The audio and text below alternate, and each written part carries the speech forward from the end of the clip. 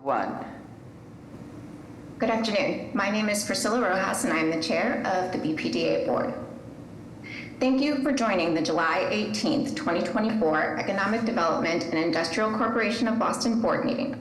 At this time, the Boston Planning and Development Agency is continuing to host public meetings in a virtual setting for the health, safety, and accessibility of Boston residents.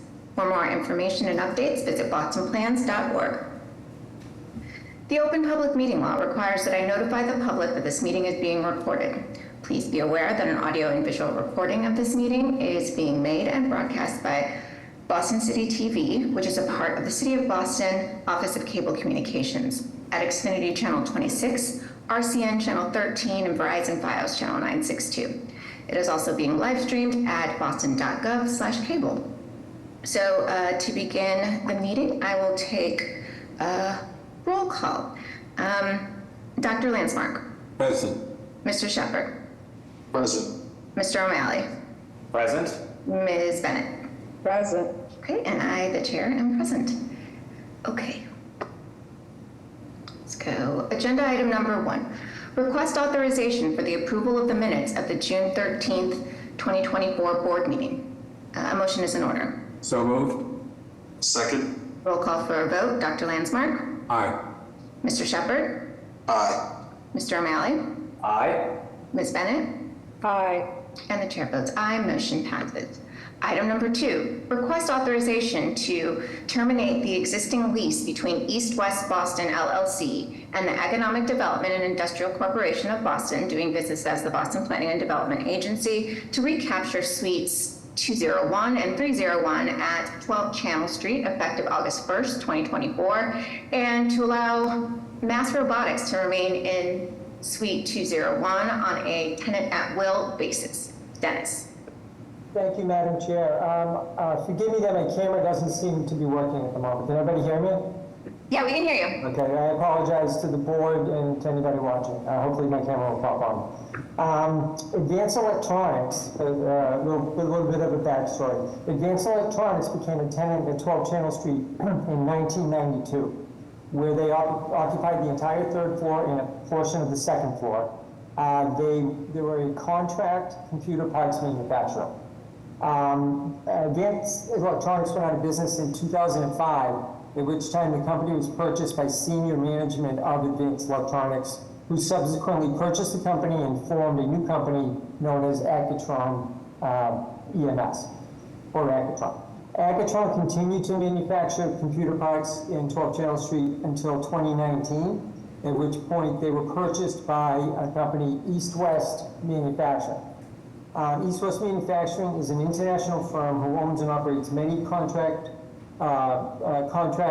computer manufacturing companies now on 4 continents, including North America, Central America, Asia, and Australia.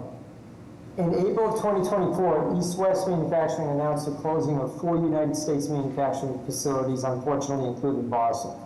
The other United States facilities that were closed are located in Raleigh, North Carolina, Charlotte, North Carolina, and Granby, California. East West Boston, as it was known, has officially closed, and they've completely vacated 12 Channel Street, leaving approximately 45,000 square feet behind. Regarding East West, the decision to close the 12 Channel Street manufacturing plant was made at the corporate headquarters level. The planning department staff were not notified until after the decision was made in April, and we really had no role in that decision or an opportunity to weigh in. We were informed that the decision was made. The current lease expires in March of 2026. Staff's opinion is that the per square foot rate paid by East West is below the current market rate. And we're recommending that the lease with East West for this now vacant space be terminated now, so that the space can be recaptured and both leased to new companies at a higher market rent, and also provide an opportunity for new blue-collar job creation in the building. Staff's recommending that the lease be terminated effective August 1st, 2024. East West has agreed to pay a cash settlement in excess of $600,000 to EDIC as a condition of the lease termination. We believe that accepting this payment is both the fastest way to put the space back on the market and is also fiscally responsible. If we sued for the total amount owed, The duration of the lawsuit for the entire amount could conceivably extend beyond the lease expiration date. The property would still be vacant. Legal costs could be significant depending on how long the case would last, and we might ultimately lose it. So on a bright note, we've already begun an aggressive marketing campaign to secure new tenants. Another 12 Channel Street tenant, as you mentioned, Mass Robotics, has already agreed to release the balance of the second floor portion of the premises, leaving only the third floor to go to market. We expect to bring that particular transaction to this body at next month's board meeting. We're requesting permission to terminate the balance of the lease in exchange for the cash payment of over $600,000. This situation is not ideal, and I do not relish the opportunity to address the board on this topic, but I do believe it's the best way to capture as much guaranteed payment as possible, and it's the quickest way to get new employees working at 12 Channel Street.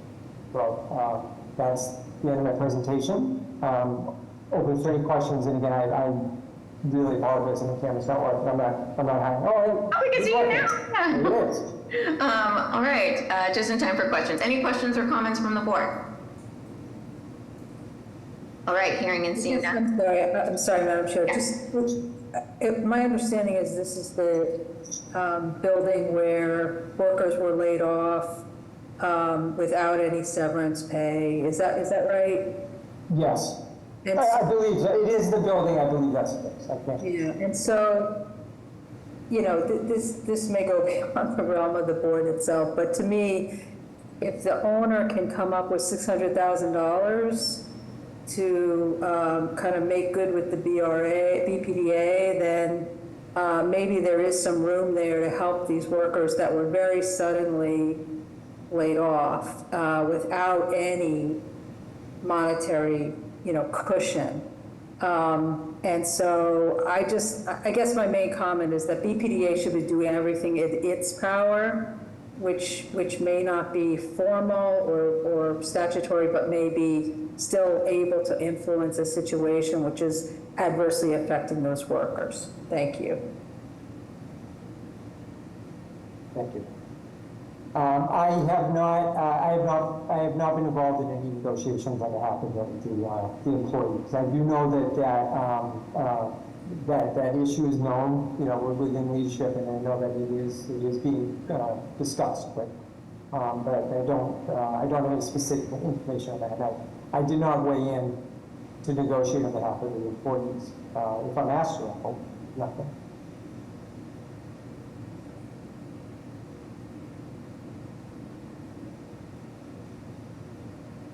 Priscilla, you're muted. Thank you. Okay, additional questions or comments from the board? Hearing and seeing none, a motion is in order. So moved. Second. Roll call for a vote. Dr. Landsmark? Aye. Mr. Shepherd? Aye. O'Malley? Aye. Ms. Bennett? Aye. And the chair votes aye. Motion passes. Thank you, Dennis. Thank you. All right, item number 3, request authorization to issue a request for proposals for parking management services for 5 EDIC-owned parking facilities, 4 BRA-owned parking facilities, and 2 City of Boston-owned parking facilities, and to enter into a memorandum of agreement between the parties to effectuate the collective management under one agreement. Lauren. Thank you, Madam Chair, members of the board. I'm here today to ask for approval to advertise and issue a request for proposals for parking management services. The Boston Planning and Development Authority and the Economic Development and Industrial Corporation of Boston collectively own and operate 9 parking facilities in the city of Boston. These assets have been under a parking management service agreement with ABM Parking Management that is set to expire on March 2025.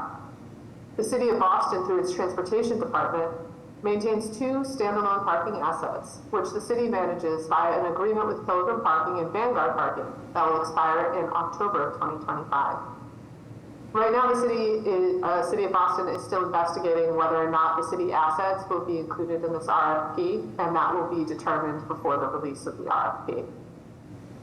The EDIC, by its chief procurement officer and acting as lead jurisdiction on behalf of the BRA and the city of Boston, will issue a joint RFP on behalf of EDIC, BRA, and the City of Boston as it is the preference to have a single vendor operate citywide parking facilities. A memorandum of agreement between the parties will formalize the terms for care and custody, operational oversight, financial management, and planned capital repairs, with EDIC holding the contract and the planning department maintaining operational management control. The request for proposals will be publicly advertised pursuant to Mass General Law, Code 30B, including advertising with local newspapers, on the BPDA's website, the statewide Combi system, and the state's Goods and Services Bulletin. The resulting contract will be awarded to the responsible bidder with the lowest total bid price. The awarded contract will be funded through the BPDA fiscal year 25 operating budget for a term of 3 years, with the EDIC holding 2 one-year extension options that may be exercised at the sole discretion of the EDIC. In the event the EDIC exercises both options, the total contract term will be for 5 years. I'm happy to answer any questions. Thank you, Lauren. Do we have any questions and comments for the board? All right, hearing and seeing none, a motion is in order. So moved. Second. Roll call for a vote. Dr. Landsmark? Aye. Mr. Shepherd? Aye. Mr. O'Malley? Aye. Ms. Bennett? Aye. And the chair votes aye, motion passes. Thanks, Lauren. Thank you. All right, item number 4, personnel. Mike? Thank you, Madam Chair, members of the board, Madam Secretary, and Director Jemison. We have a number of items for your consideration on the EDIC agenda with the exact details included in the board memos. We have policy and procedure changes with the adoption of 11 City of Boston policies with the exact details in the board memos. We have 167 EDIC terminations with the details attached. And we have 3 departures in the compliance department. Rafi Nizam, affirmatively furthering fair housing assistant. In the finance department, Yagamal McConan, finance assistant for small business and corporate finance. And finally, in the planning department, Joseph Blankenship, senior transportation planner 2. And I'll answer any questions. Thank you very much. Great. Do we have any questions or comments from the board? For the public's benefit, could you comment on the significant number of terminations at EDIC? Sure, yeah, that as part of our employees moving over to the city, we had to terminate them from the EDIC payroll and move them over to the city's payroll. So what we usually call them resignations or departures, in this particular case, it was the processing of the terminations to move the people over to the city's payroll. Thank you. Thank you. Additional questions or comments? All right, hearing and seeing none, a motion is in order. So moved. Second. Roll call for a vote. Dr. Landsmark? Aye. Mr. Shepherd? Aye. Mr. O'Malley? Aye. Ms. Bennett? Aye. And the chair votes aye, motion passes. Thank you so much for your contributions, Rafi, Yegernel, and Joseph. We really appreciate all the contributions that you made to the city, so thank you. Wish you Thank you, luck. Mr. Chair. Thanks. Okay, that was the last item. So I need a motion to adjourn this meeting. So moved. Second. Roll call for a vote. Dr. Landsmark? Aye. Mr. Shepherd? Aye. Mr. O'Malley? Aye. Ms. Bennett? Aye. And the chair votes aye, motion passes, meeting adjourned. And we will move to the next agenda item. Oh no. Okay, so thank you for joining the July 18th, 2024 Boston Redevelopment Authority Board meeting. At this time, the Boston Planning and Development Agency is continuing to host public meetings in a virtual setting for the health, safety, and accessibility of Boston residents. For more information and updates, visit bostonplans.org. The Open Public Meeting Law requires that I notify the public that this meeting is being recorded. Please be aware that an audio and visual recording of this meeting is being made and broadcast by Boston City TV, which is a part of the City of Boston Office of Cable Communications, at Xfinity Channel 26, RCN Channel 13, and Verizon Fios Channel 962. It is also being live streamed at boston.gov/cable. So to begin this meeting, I will take a roll of the board members. Dr. Landsmark. Present. Mr. Shepherd. Present. Mr. O'Malley? Present. Ms. Bennett? Present. Okay, and I, Priscilla Rojas, the chair, am present. Okay. So before we get started, as we've always done, we will take the city councilor Weber out of order, who would like to address some of the items on the agenda. So Councilor Weber, the floor is yours. Thank you, Chair Rojas. Just give me 1 second. I just have a short statement, and I'll be speaking about the White Stadium project, which I believe is before you today. I represent District 6, and while White Stadium is not in my district, many of the abutters who would be most directly impacted by the construction and increased use of White Stadium do live in my district. White Stadium opened in 1949. It has always been used by BPS kids for sports like soccer, football, and track. Due to a fire, the East Grandstand has been unusable for decades. No one disputes that due to the lack of maintenance, the stadium has fallen into a state of disrepair and is currently only usable for 250 hours a year. Despite several failed attempts to renovate the stadium, Mayor Wu has finally come up with a proposal that will allow the stadium to be fixed, that will provide BPS kids with a usable track to practice on and to host meets and allow for soccer and football games, that will increase the usable hours for the public threefold, and by leasing the space out to a professional women's soccer team 1 night a week during the season, will for the first time provide resources for maintenance of the stadium and surrounding area so that it won't be another 75 years before the stadium is worked on. A renovated stadium will provide much needed resources for BPS kids. People often complain that the city of Boston spends much less on school sports than surrounding towns. The investment our mayor is willing to make in our kids is something I am proud to support. I've closely followed the process around the development and have attended over a half-dozen meetings with constituents, as well as several online presentations about the plans for the stadium. What I have seen is a process where the mayor and her team have heard the concerns of residents and made real strides in making changes to plans to deal with those concerns. These changes include closing Walnut Street to traffic on game days, creating a neighborhood parking permit that will discourage people from driving to games and blocking up side streets, reducing the number of shuttle buses on game days, requiring shuttle buses to turn around inside the park rather than driving by a popular playground, and forming a stadium impact advisory council that will include elected officials and residents. I have heard from many constituents about this project. Many are excited about having a renovated stadium in Franklin Park as a resource for BPS. A lot of families are excited about having a women's professional soccer team in their backyard.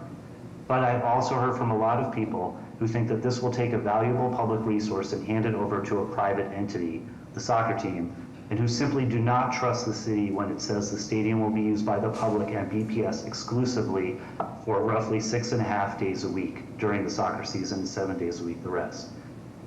There is nothing I have seen or heard, however, that supports these claims. Indeed, Superior Court Judge Sarah Ellis found that this claim in particular, or claims like this, were not substantiated when she denied a request for a temporary restraining order.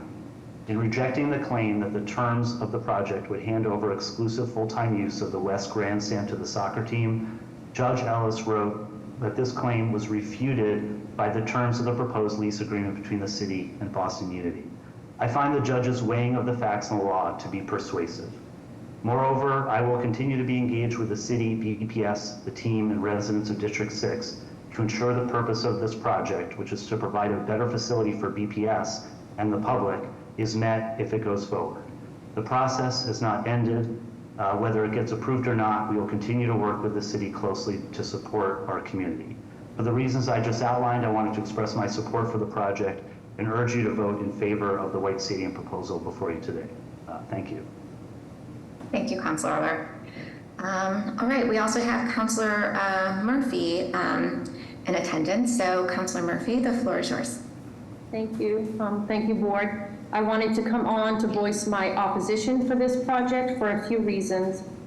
One, soon next week, I'm excited to go to Charlestown for the ribbon cutting of the Clarity Pool, where we found $35 million to fix that public asset, which I think was much needed.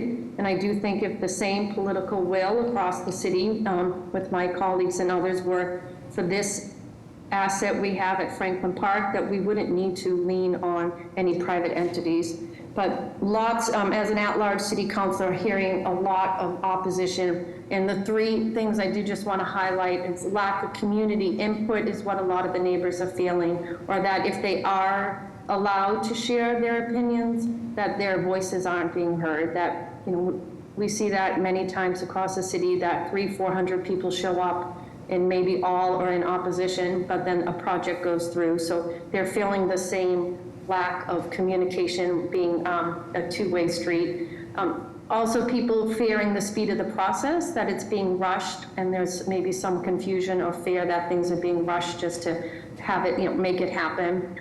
Some people are referencing like the Blue Hill Ave project as another example. And as always, anyone who knows me knows that I'm the strongest advocate for our student athletes, making sure that we have access to White Stadium and making sure that our student athletes aren't going to miss out on this opportunity. Of course, once done, they would love to play in a field that was world class. But like I started off saying, we found $35 million to fix the Clarity Pool, which is a public asset. If we could find the money, which I know we could if we really wanted to for White Stadium, I think we should think that way before we start to give away this asset in this neighborhood. So I just wanted to go on record and share that with all of you. Thank you, Councilor Murphy. We appreciate your voice. Thank you. Okay. All right, so let's go ahead and get through agenda item number 1 on the, here we go. Agenda item number 1, request authorization for the approval of the minutes of the June 13th, 2024 board meeting. Motion is in order. So moved. Second. Roll call for a vote. Dr. Landsmark? Aye. Mr. Shepherd? Aye. Mr. O'Malley? Aye. Ms. Bennett? Aye. And the chair votes aye, motion passes. Item number 2, request authorization to schedule a public hearing on August 15th, 2024 at 5:30 p.m. or at a date and time to be determined by the director to consider an amendment to the development plan for Plan Development Area Number 93 and to consider the development plan as amended as a development impact project located at 500 Huntington Avenue in Mission Hill. A motion is in order. So moved. Second. Roll call for a vote. Dr. Landsmark? Aye. Mr. Shepherd? Aye. Mr. O'Malley? Aye. Ms. Bennett? Aye. And the chair votes aye, motion passes.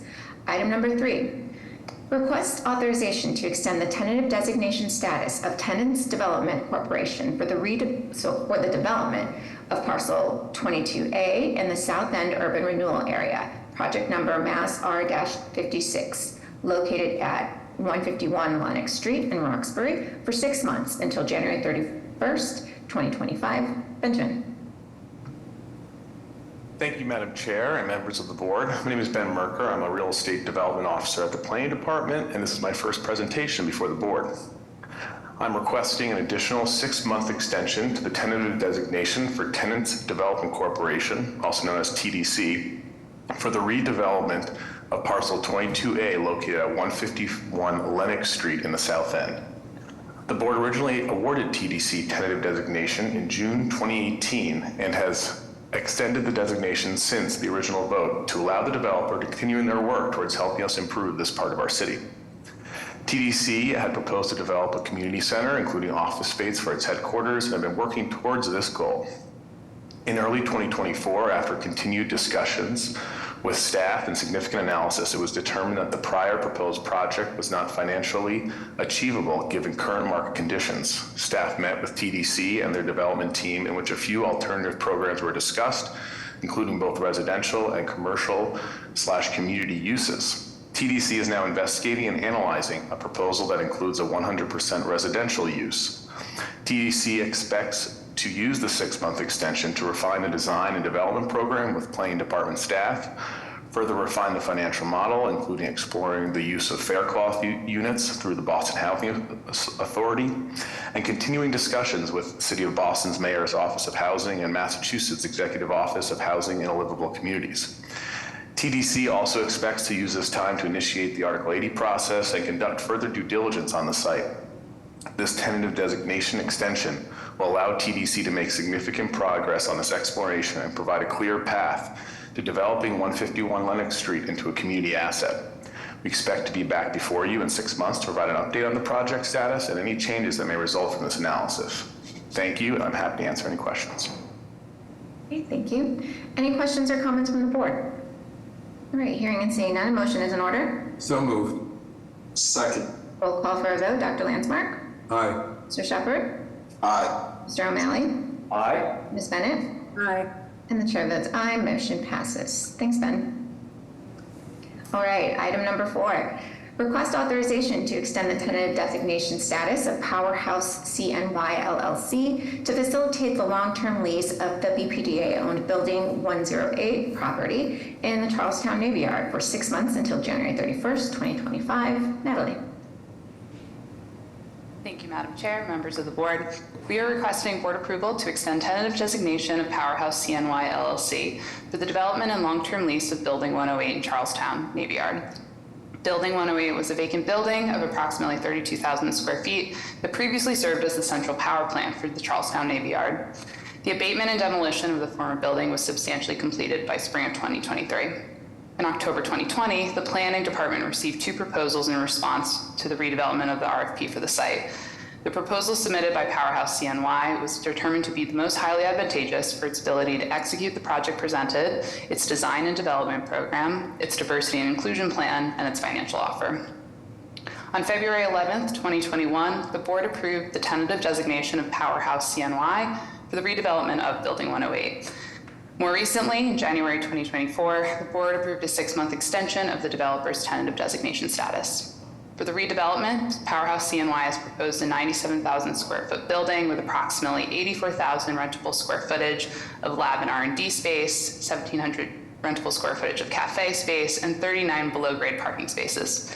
Since being granted tentative designation, the development team has made significant progress, including submitting a PNF through the Article 80 and Mass Historic Commission, pursuing financing, beginning community outreach, and executing a term sheet with the planning department. During the next tentative designation extension period, Powerhouse CNY will finalize negotiations with the long-term ground lease, continue to pursue permanent financing and prospective tenants, and continue the Article 80 design review and community process as needed. Therefore, planning department, real estate staff recommend extending the tentative designation status. Thank you. I'm happy to answer any questions. Great, thank you. Any questions or comments from the board? All right, hearing and seeing none, a motion is in order. So moved. Second. Roll call for a vote. Dr. Landsmark? Aye. Mr. Shepherd? Aye. O'Malley? Aye. Ms. Bennett? Aye. And the chair votes aye, motion passes. Thank you, Natalie. Thank you. Okay, item number 5, request authorization to... Madam Chair. Oh, sorry. We have Councilor Weber that wants to make one more statement. So Councilor Weber, the floor is first.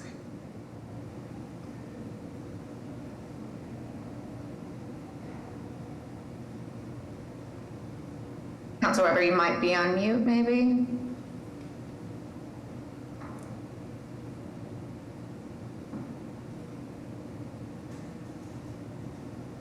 Yeah, can anyone hear me? Yeah, we can hear you now. Okay, I guess my camera's not working. I wasn't added as a panelist, but okay, I guess I'm being joined as a panelist. Yeah, it's cool.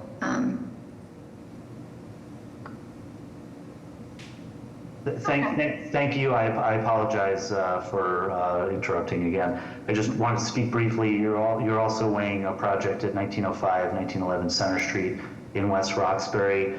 This matter was before you when you met last month and was tabled.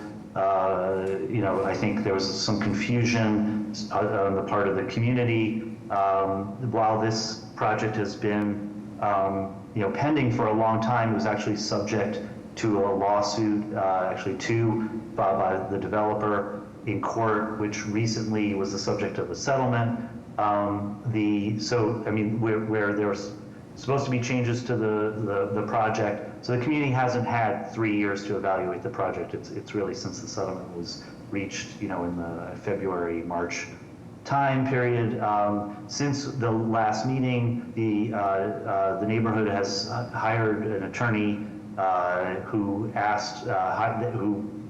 helped them hire, I think it was an engineer, someone to review the plans, and I think you have a letter from him, Larry DeCara, and they requested information from either developer or BPDA, and they still haven't received that information, so I don't think anything has really changed since the last meeting. I did not have any interactions with the developer. I just think there hasn't been any community involvement, so I'm just, I don't think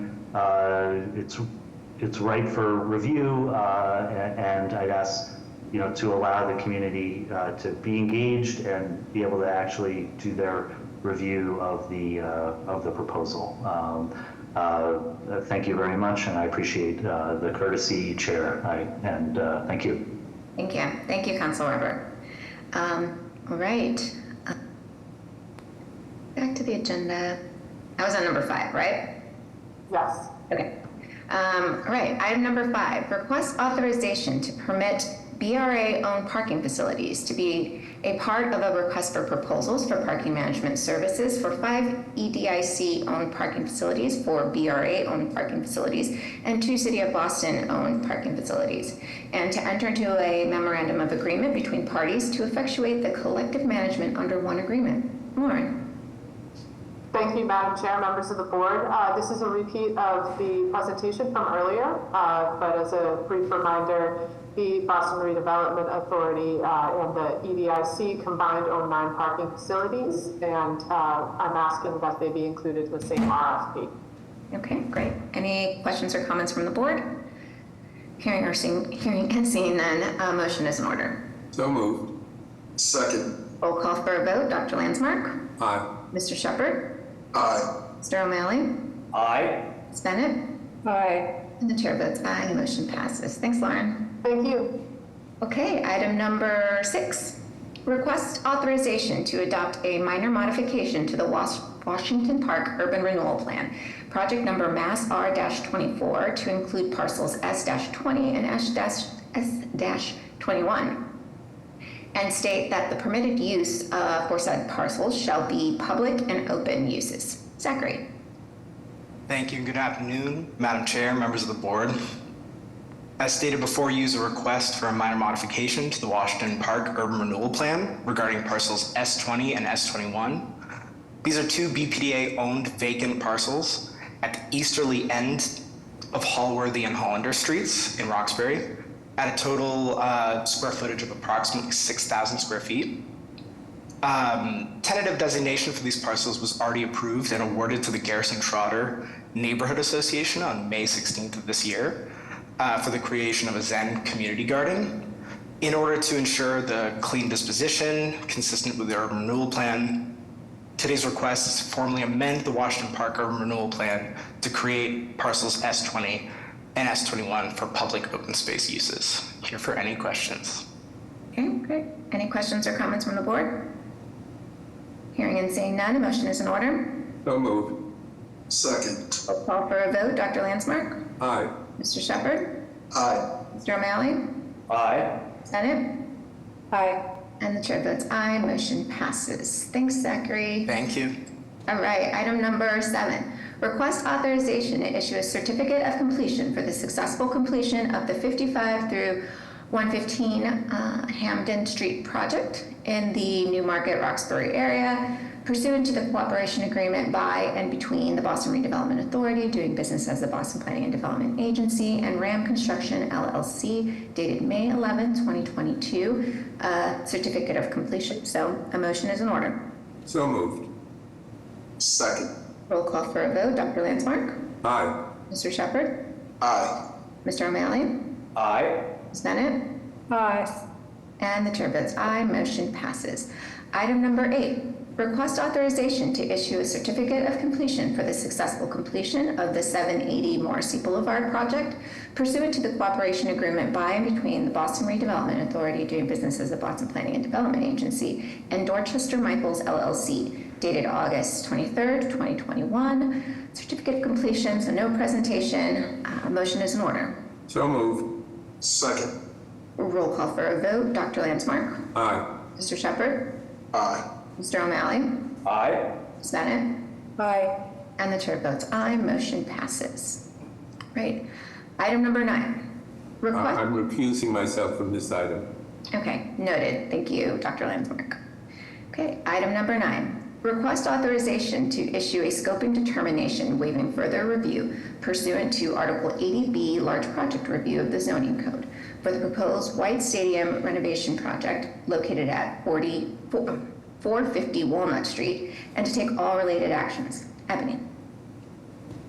Good evening, and thank you, Madam Chair, members of the board, Madam Secretary, and Director Jemison. My name is Ebony DeRosa, and I'm a Senior Project Manager in the Development Review Department. We are here before you today to discuss the renovation and addition of the West Grandstand of the White Stadium renovation project. I thank you for your time today. In April of 2023, the City of Boston released a request for proposals to lease and renovate the White Stadium parcel pursuant to a public-private partnership. Boston Unity Soccer Partners, LLC, was the only respondent to the RFP, presenting plans for its rehabilitation of the West Grandstand, the South Crescent Building, site improvements, and grove areas, and was awarded designation to help renovate, rebuild, and reimagine White Stadium in Franklin Park. The proposed project has been designed and will be executed by the proponent in conjunction with the plans by Boston Public Schools and Boston Public Facilities Department for the renovation of the remaining areas of the White Stadium parcel, such as the East Grandstand, the North and South Wings, construction of field surface and an 8-lane track, and site improvements. The PNF was filed on December 18th of 2023, with the comment period ending on January 31st of 2024. In response to public comments, the proponent filed a supplemental filing on May 31st, with the comment period ending on July 1st. The proponent in the City of Boston underwent a robust community engagement review process, and as a result, the proposed project satisfied all Article 80 requirements. At this time, I am happy to turn it over to Diana Fernandez to discuss the planning context for the project, followed by a presentation from the development team. Thank you. Ebony, and thank you so much, Madam Chair and BPDA board members. My name is Diana Fernandez Bibo, and I am the Deputy Chief of Urban Design at the Planning Department. We can go to the next slide. To provide you with some context today on the planning and legal context for this project, so White Stadium and the East Boston Memorial Stadium were rezoned to formalize their existing community uses such as food sales and entertainment under the open space stadium zoning. This aligns with the Franklin Park Action Plan, which identified the Playsted area, including White Stadium, as a key area needing enhanced public amenities and investment. Next slide. The Franklin Park Action Plan was also a really critical planning document for this work. This was a document that was developed over 3 years of public community engagement and was released in 2022. It is a foundational document for work to be done within Franklin Park, including White Stadium. It suggests that connecting and activating edges are a really important part of activating Franklin Park overall. Improving movement and wayfinding are critical to providing clarity for pedestrians and vehicles navigating the park site, and amplifying community drawing destinations such as the Playsted, such as the zoo and the golf course as really critical parts of what makes Franklin Park what it is today.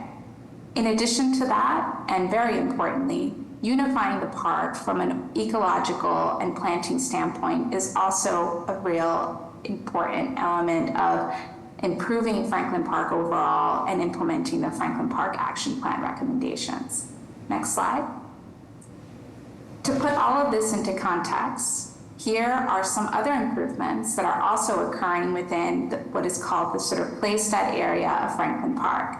It includes White Stadium, which is the project you're reviewing today, the Bear Dens stabilization effort, the Alma Lewis Overlook Playhouse RFP, which currently has been awarded and will be doing site design and planning, and continual improvements to the Long Crouch Woods and Playstead. Next slide. To make these improvements possible, Mayor Wu at her State of the City also committed to increasing staff and resources across the park, including 6 new maintenance staff dedicated exclusively to Franklin Park and a new park administrator role, which will oversee all park operations, realizing the largest investment in Franklin Park over the last 50 years. Next slide. The stadium itself is also an important character-defining element of the Playstead. It is situated within the park, known as the Anti-Park, and not with an I, but with an E, and really focuses on being a place for recreation and community use. In addition to that, there are some key view sheds here from the overlook, from the tailgate edge, and Long Crouch Woods that are also important to the visual characteristics of the park. Next slide. There has also been extensive history in this park, everything from the Black Lives Matter protests that occur here to, Uptown in the Park concerts. There's so much history and legacy that has shaped Franklin Park, and much of that legacy continues to shape the work that will be done in this area through community advocacy. Next slide. Throughout the process, there has been a really robust engagement timeline associated with this project. There have been over 900 public comments that have been received to date, in addition to a series of public meetings. And this community engagement will continue to ground and refine the planned renovations for White Stadium. Thank you so much, and this concludes my portion of the planning context.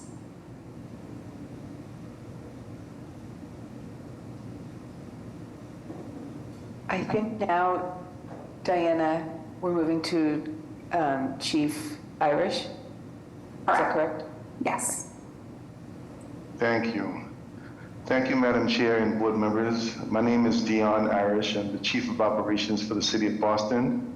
Today, I'm honored to share with you the exciting plans we have to revitalize White Stadium, a cherished community landmark.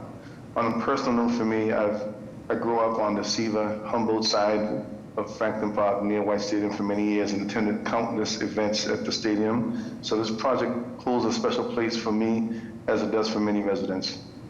White Stadium is more than just a facility. It's a hub for athletic excellence, community gatherings, and cultural events.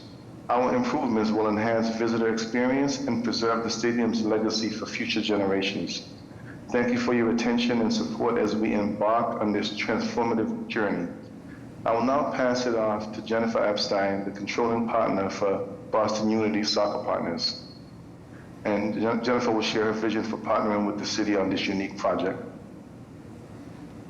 Thank you, Chief Irish. And thank you, Madam Chair, and to the rest of the board members for having us here today. My name is Jennifer Epstein, and I'm the lead owner of Boston Unity Soccer Partners.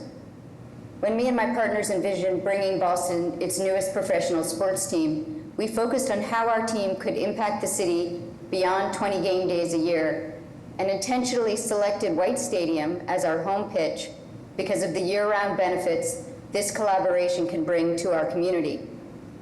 The concept of having a professional sports team share a home field with high school student athletes and community members is an unprecedented one that excites us, especially because of how this partnership will dramatically increase stadium usage by Boston Public Schools student athletes and members of the public.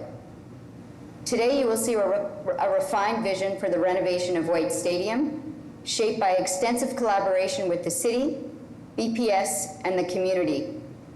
We believe the result is stronger due to the feedback we've received. Thank you for the opportunity to present that collective vision to you today. And with that, I will hand the mic back to you, Chief Irish. Thank you, Jennifer. Thank you for your partnership and your leadership. We began this project by understanding needs of BPS students and communities who frequent the park. We are excited to offer world-class amenities, including BPS's first regulation-sized grass field, an 8-lane track for state meets and collegiate meets, and various indoor and outdoor resources for community and for our student athletes. With these upgrades, we will increase the stadium's programmable hours from 250 hours to over 900 hours per year.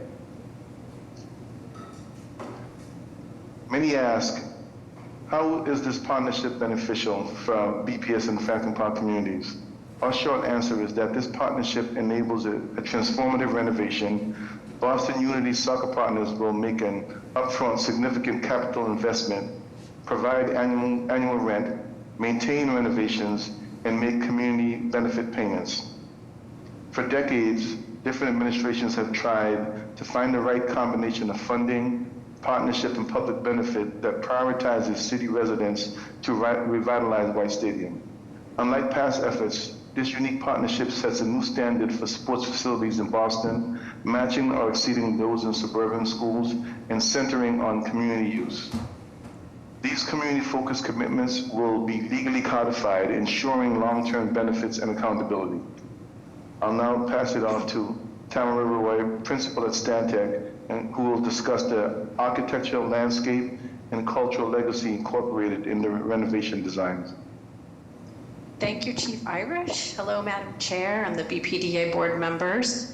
I'm Tamara Roy, an architecture principal at Stantec Boston. With me is Chris Bridle, a landscape architecture principal at Stantec, and our minority partner, Moody Nolan. In order to keep the presentation short, we'll be presenting our work on the west side, as well as the work of the Jones Architecture and Crowley Cottrell landscape team on the east side. So as designers, our mission is to respect all the eras that exist in the physical, historical, and social context here, while using forms and materials that complement and blend them seamlessly together, and being responsive to all of the comments that we've heard in the public process. Next slide. When we started this project, the Boston Public Schools had their program goals for the East, and Boston Unity Soccer Partners had ours on the West. And that kind of bipartite thinking resulted in an asymmetrical design that many criticized. Next. After meeting with the architects who authored the Franklin Park Action Plan, and with guidance from the BPDA, the East and West design teams put forth a more unified stadium design. Called the Consensus Plan, it redistributed the Boston Public School programs much more evenly on the site. It consolidated the massing into a single form that preserves critical heritage trees and rock outcroppings. It reduced the path paving, and it opened up the south of the stadium to the playstead. Next. We have continued to evolve the design aesthetic with the Boston Civic Design Commission. We clarified the relationship of the 1949 clamshell wall to the new additions, and we refined our vocabulary of curvilinear forms, inspired by a fence designed by Olmsted himself around his Brookline studio, and the work of women designers of the Bauhaus. Next. We also met very frequently with the Boston Landmarks Commission to develop a respectful layering of old and new. The warm-toned wood elements curve behind the west clamshell wall, and the canopies, which are also inspired by Olmsted's original overlook building, hover above. Next. 3 public meetings in March and April focused solely on design and programming, and 4 with the Boston Civic Design Commission propelled us toward a truly coordinated White Stadium. This sketch from an epic 6-hour charrette we had with the East and West design teams captures the elements that will carry over from one side to the other, inspired by both the mid-century and the Olmsted eras. Next. The sketch resulted in a clear components diagram that both teams are following as we specify materials and coordinate our work in design development. As you can see in the side bubbles, The outer shell is a white precast concrete material that's more modern on the east side, references the historic wall on the west. The second layer is the wood-toned walls and railings that surround the grandstands. The third layer is the seating bowls that have very similar profiles and multicolored green bucket seats on both sides. And lastly, the fourth layer is the canopies that provide rain cover, sunshade, and crowd noise containment. And they match stylistically and are approximately the same height. Next. The South Crescent building is special and unique in that its role is not really to enclose the stadium at all, but to welcome everyone in from the Playstead, providing food and beverages that haven't existed in Franklin Park for decades, and enlivening the new open space of the Grove. We are exploring the use of timber structure and a skylight of solar panels. The building can be opened on both sides to get views and access all the way through. On to Hello, Chris. Madam Chair and BPA board members. In collaboration with the Parks Department and the East Landscape Architecture team, we are reintroducing a naturalistic planting approach to the stadium site. The image on the left is inspirational, showing the pastoral composition of specimen trees in combination with various species in groupings, creating a choreographed open space and vistas. We will be reintroducing biodiverse understory layers around the stadium, and the images on the right demonstrate this original homestead intent. Next slide. One of the defining elements for both design teams are the majestic existing trees surrounding the stadium. We are emphasizing the removal of invasives and trees in poor health to preserve the more valuable trees and help restore original views. We have prioritized the preservation of the legacy and heritage trees identified in the Franklin Park Action Plan and are planting a new generation of trees to provide a healthier park for future generations. Next slide. These diagrams illustrate our overall approach to tree planting composition. The image on the left represents the original tree planting arrangements with oak and hickory woodlands and informal groupings framing the Playstead. We aim to preserve and restore this original intent, emphasizing circulation topography while opening up views that were obstructed and overgrown. Following these diagrams from the Franklin Park Action Plan. Next slide. This diagram further details the where and why behind our tree removal and preservation. Many of these trees being removed are either located along entwined in the existing stadium walls and fences, are invasive species, or are in deteriorating conditions requiring removal. The lighter green groupings around the stadium represent the original trees being preserved and new groupings that will further enhance the Playstead's pastoral quality. Next slide. This plan synthesizes our current tree planting approach and adds shade to combat the heat island effect along our pedestrian paths and open spaces. The trees are preserved and depicted with transparent green circles, and our proposed trees are shown in solid dark green. Next slide. Our layered ecological understory within the project boundaries is part of a park-wide approach to increase biodiversity. Ferns, woody shrub understory will line the stadium's north entry, blending the site with the existing woodland. As we move south, fescues and native meadow buffers will be reintroduced and transition to the Playstead's open lawn. Next slide. This bird's eye view of the Playstead illustrates the approach to grading and our transitional understory planting. We are reintroducing a natural sweeping Olmsted-inspired topography, which will also help us to solve the existing stormwater inundation problems and propose growth for a more resilient future. You can see the image in the top right there. It's showing the ponding that exists today. Next slide. This image, excuse me,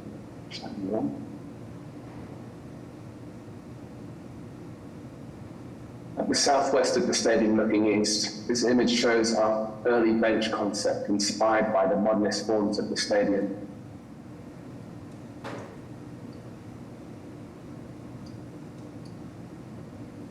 And our approach to seating. The simple linear path design is intended to sweep gracefully alongside the prime pedestrian paths while protecting the agricultural planting understory.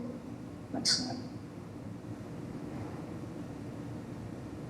This image of the Grove shows how we've integrated the South Crescent building with a flexible event space, providing respite on hot days. The Grove will be perceived as part of the park on a typical day, allowing activities on the open playstead to expand into the Grove and stadium seamlessly. Next slide. The Grove has been designed for flexible use by the BPS Boston Unity and seasonal events determined in coordination with the surrounding communities, providing many new opportunities for local vendors and businesses. At our third design meeting, we surveyed public and heard many wonderful suggestions, including Tai Chi, yoga, children's storytelling, nature walks, small musical performances, and neighborhood celebrations. Next slide. In response to the Franklin Park Action Plan recommendations to reduce vehicular use of the park, on a typical day, a new hierarchy of paths, as recommended in the action plan, will promote pedestrians, bikes, and public transportation. This will be achieved in coordination with Boston Parks and BPS by reintroducing improved primary pedestrian bike routes shown in purple, a secondary path system shown in green, and a tertiary path system in yellow around the stadium. Next slide. This overlay studies and refined over many transportation meetings with neighbours, clarifies the stadium's operations for regular service and logistics on 20 game days. It will continue to be refined as the best transportation plans are consistently updated. Access to the stadium will be provided by public transportation, bus shuttle services, controlled ride sharing from the dedicated lot, and by biking and walking. The stadium stadium service area is located at the northwest of the stadium with bus shuttle access to the north and south. The basketball courts provide a location, bicycle ballet for stadium events, and ticketing entry points for Unity soccer games are indicated in orange at the north, west, and south of the stadiums. Thank you, and I'll hand it back to Dion. To make the operations work, our goal is to safeguard residential quality of life and accommodate large events like soccer games and other events that already take place at the stadium. We haven't had transportation plans for large events at the stadium before, so this game day transportation plan will serve as a blueprint for other BPS and community events. On game days, we will pilot residential parking permit for residents and their visitors within the depicted walk-shed area, and use other enforcement strategies to discourage non-residents from driving near the stadium. Next slide. This slide shows the range of programming that will be available year-round at the stadium. Previously, practices might have been canceled due to rain on the playstead, but now we will be able to host practice and games for various sports all year. With new indoor programming and outdoor community space, we can now offer more activities and support our student athletes' growth year-round. The final scheduling and programming will be reviewed by a neighborhood council to ensure that they meet community priorities. Next slide.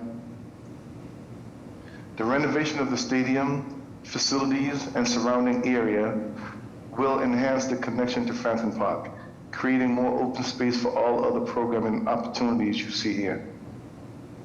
Next slide. We are excited that after renovations, the stadium hours will be open from 7 a.m. to 10 p.m., increasing operational hours from 8 to 15. Public restrooms and water fountains, much requested by community members, will also be available. On weeks when there is a game, 90% of the programmable hours will be dedicated to BPS and community programs. The team will play up to 20 games a season. That includes championship games. Tamara will now lead us into the last section of this presentation. Thank you.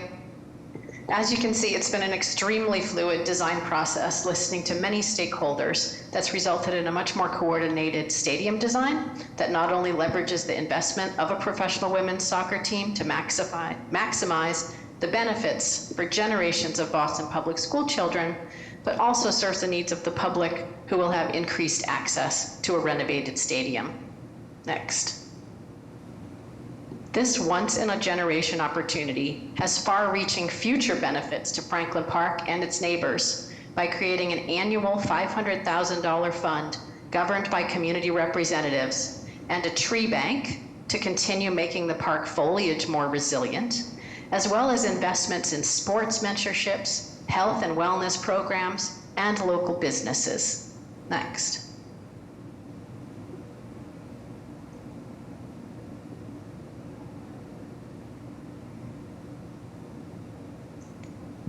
And threading through this entire presentation, we've highlighted many of our sustainable design measures. White Stadium will be one of the first 3 soccer stadiums in the United States to be net zero carbon. The project fulfills Mayor Wu's and your board's resiliency goals, saving energy, removing fossil fuel use, promoting sustainable transportation, and combating heat island effects to address climate change. Next. In closing, what we often hear in our public meetings from students, parents, and coaches was their frustration that when the teams traveled across the state, they got to use much better facilities, wondering why they have to make do with the decrepit facilities they have. We are all united on a mission to provide equal access for all to state-of-the-art facilities and an environment that is healthy, sustainable, and resilient. White Stadium will create a legacy of environmental justice for Boston's present and future generations. Thank you to everyone for your help in making this happen. Okay, thank you. Does that conclude the presentation? Yes, it does. Great. So we have some more elected officials that would like to give their input. So Secretary Paul Humis, I'll give you the floor to give to them. Sure. Representative Montano? Hi, thank you. Thank you to the BPDA board and the committee here, as well as the staff. I represent Jamaica Plains, so the closest abutter to the project, right along Walnut Street and down to Columbus, and I am speaking in support of the project. I think it's come a very long way from inception to where we are now. I really appreciate the work that the Boston City staff has put in to make this happen, from small community meetings in local neighbors' houses to larger community meetings to multiple series on Zoom. I think this will be a transformative project for the neighborhood, and particularly for young girls. We're seeing more and more young girls of color get into soccer, and this is an opportunity for the surrounding communities to begin to see themselves in this opportunity and know that they have access to sports and to opportunities such as these to leverage them, whether it's going to a four-year university or some other sort of programming. So just to reiterate, I am in support of this project and look forward to the continued conversations and community dialogues that we'll be having over the next couple of years. Thank you. Madam Chair, we have Councillor Santana, but I'm not able to promote him. So I think we should begin board questions, and if I'm able to, I will interrupt you. Okay, sounds good. All right, so board questioning. Do we have any questions or comments from the board? Please, go ahead. Thank you, Madam Chair. I'm someone like many Bostonians who spent quite a bit of time at White Stadium at Franklin Park as a young person, and now as a dad bringing my daughter, particularly to Franklin Park. I'm also someone who is proud to have spent quite a bit of my personal and professional life working to protect, enhance, and maintain green space and open space in Boston and beyond. And that is precisely why I am in full support of this initiative. I think the mayor and her team deserve enormous credit for this aspirational plan and collaborative plan. I understand there are some folks with some reasonable concerns, and I acknowledge that. I think many of them have been addressed through the process, and I'm confident many will be addressed in the subsequent process that will take place. But ultimately, this can and will be absolutely transformative for White Stadium, for Franklin Park. The opportunity for our young scholar athletes to have a state-of-the-art, world-class facility, a net zero carbon stadium, literally in our backyard, I think is something that we should absolutely celebrate. Really appreciate everyone who's taken the opportunity to weigh in on this. And ultimately, the case has been made, I think, quite strongly and quite succinctly, and that's why I will be supporting it. Thank you for all folks involved. Thank you. Additional questions or comments from the board? Madam Chair, we have Councilor Santana on. Councilor Santana, I believe we have you on. The floor is yours. Thank you, Madam Chair, and good afternoon, board members. Sorry, I just had a couple quick technical difficulty. My name is Henry Santana. I'm also City Councilor at large. I would like to go on the record in support of this project, as I see it as a transformative investment in our youth and our youth sports. The investments are being made to Franklin Park are also significant and have the potential to greatly benefit our community. However, I believe there still needs to be a comprehensive and a proactive community process. While I have received a lot of support from this project from community members and BPS students, I have also received opposition letters and questions from residents who feel their concerns have not been fully addressed. It is crucial that we ensure all voices are heard and that we work together to address any issues or questions that arise. This project has the potential to positively impact our youth and our community, but it is essential that we proceed with transparency and an active engagement from all stakeholders. Thank you for your time. Thank you, Councilor Santana. Secretary Balhimas, do we have anyone else? Not that I see, Madam Chair. Great. Okay, so back to board. Additional questions or comments from the board? Thanks, Madam Chair. Diane, I know we've talked about this, but could you describe, sort of following on Councilor Santana's comments, I agree what's critical going forward, and I have heard complimentary things about this process, and both in terms of staff and in terms of Ms. Epstein's team and the ways in which the project has evolved, in light of community concerns, is particularly around the issues of the shuttle and lighting and other things. I think there are still strong concerns with respect to stormwater management, with respect to noise, and respect to still the shuttle, kind of coming through the residential neighborhoods. And so I agree with Henry that it's critical that there be a codified arrangement with the local community to continue to be able to voice concerns, to evaluate the noise impacts, to evaluate how it's working with the shuttle, and that there's a sort of feedback and accountability loop. So could you just speak to that for the public benefit? Thank you. Absolutely, and thank you, Kate, for your comments. We are committed to ongoing public dialogue. This will continue to be discussed within the purview of landmarks as it relates to the historic significance of the park and the clamshell that's being preserved as part of this project, as well as we're going before the Parks Commission at the end of this month to continue review in that space as well. We are also, in addition to that, there is the White Stadium at boston.gov email, which is open to any member from the public to reach out. We have tried to be as responsive as we can be throughout that process, and to ensure that any concerns that are relayed, whether it's transportation or whether it's design, those are elements that we can be responsive to, whether they're one-on-one meetings or in larger formats. In addition to that, I also want to speak to some of the community benefits that will be coming from this project that enshrine the community's participation as this project continues. And I'd love for Jennifer Epstein to speak to the Neighborhood Advisory Commission that will be created as part of this project.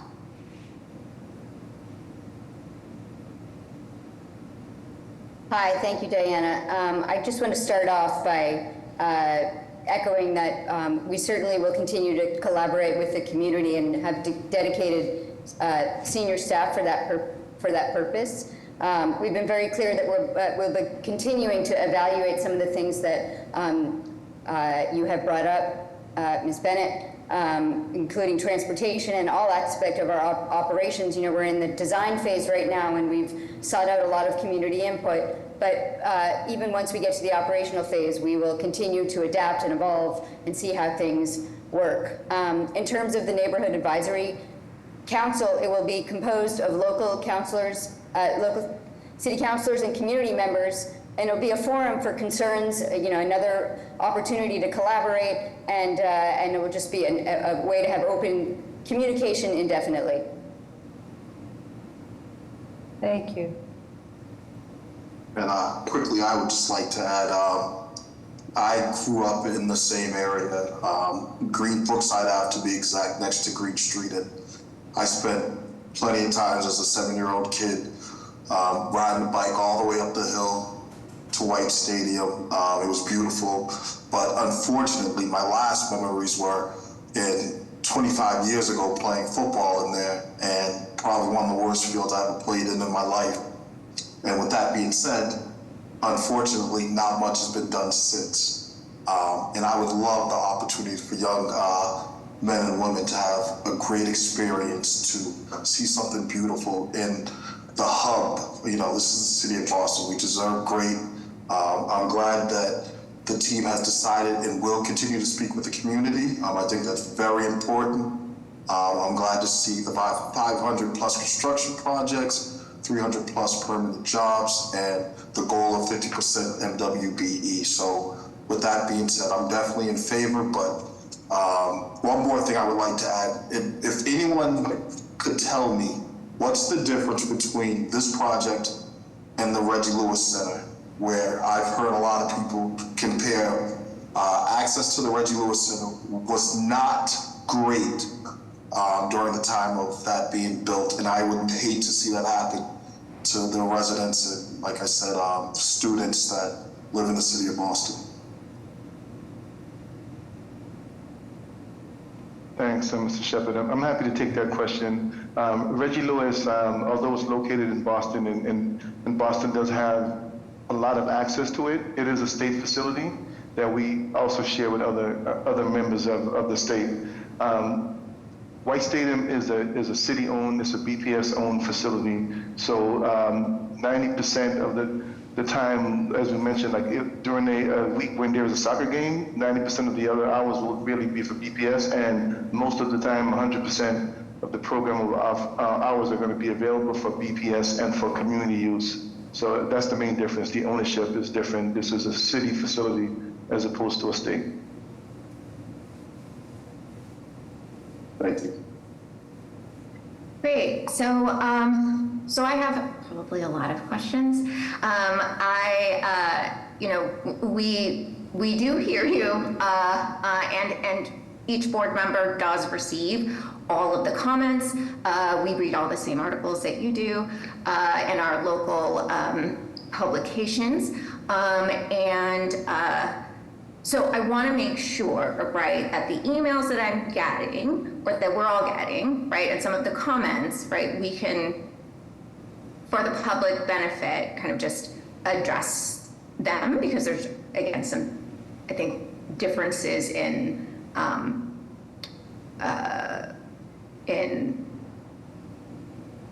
what I read and the difference in what you just presented. So let's start with, and I'm going to kind of summarize and quote a little bit.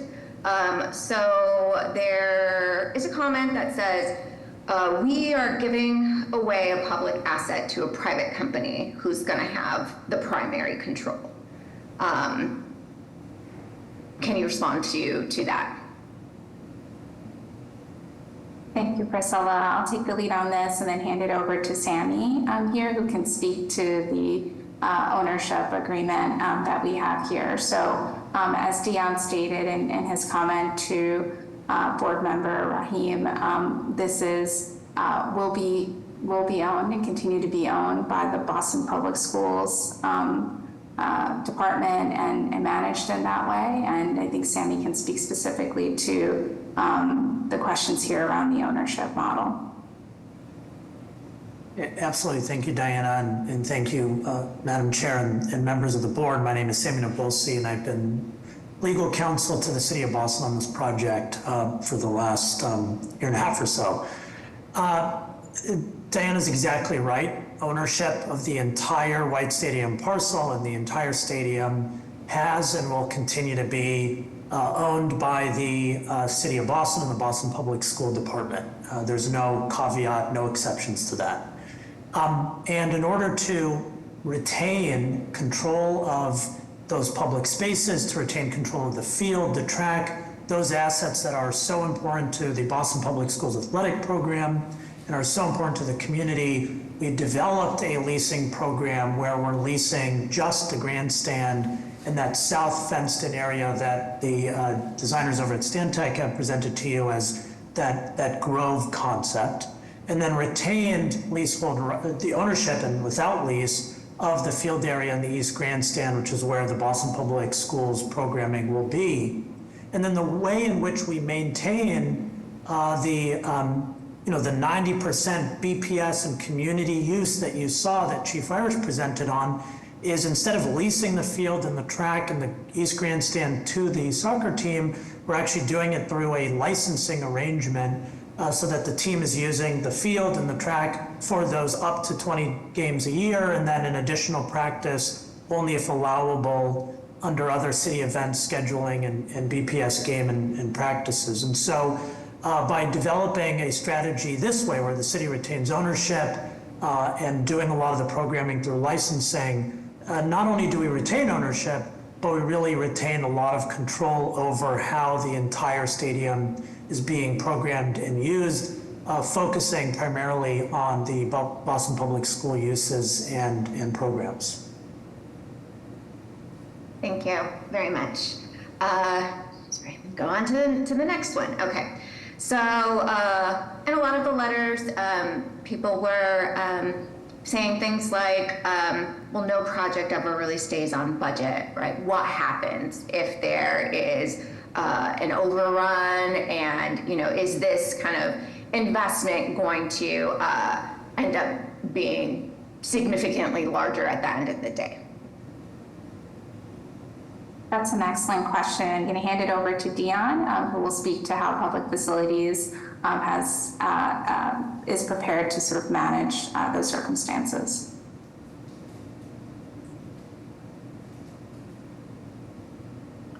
Thank you for the question, Madam Chair.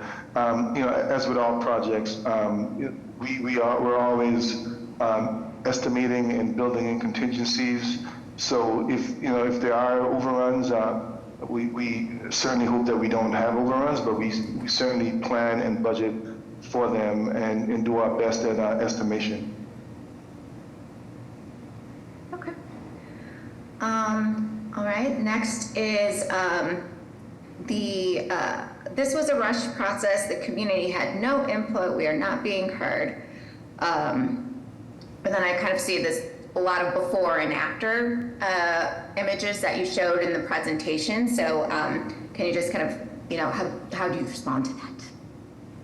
I can kick this off and then hand it to Tamara, who has been leading this public process with us.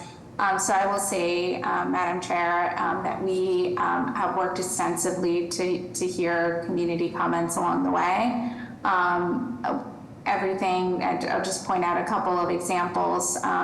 Originally, the shuttles were exiting out near El Parquecito along Walnut, and through the community feedback, we've been able to change that to, one, reduce the amount of shuttles along that residential street, and also use the same in and out access point that exists there today with minimal impact to the park, and also in alignment with the Franklin Park principles that call that sort of carriageway to remain pedestrian. So that is just one example of the many things we've done to try to be as responsive as possible to the feedback we received. But I know Tamara can speak a lot more to the architectural evolution on this front. Thank you, Madam Chair, for the question.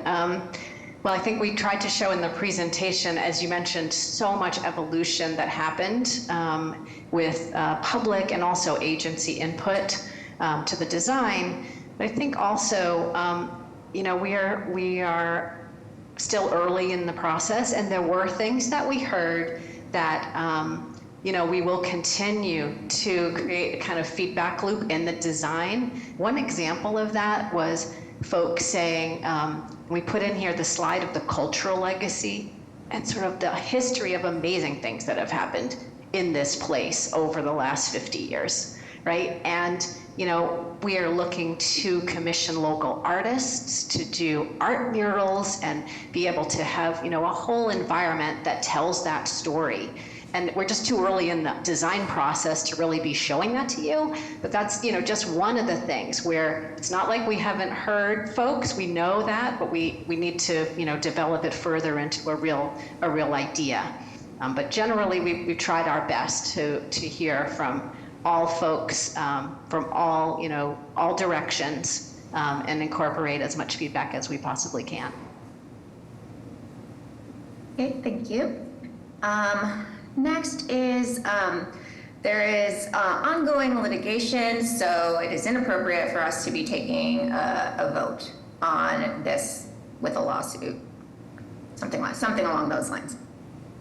Thank you, Madam Chair. I'm going to hand it back to Sammy, who can speak to the status of the lawsuit.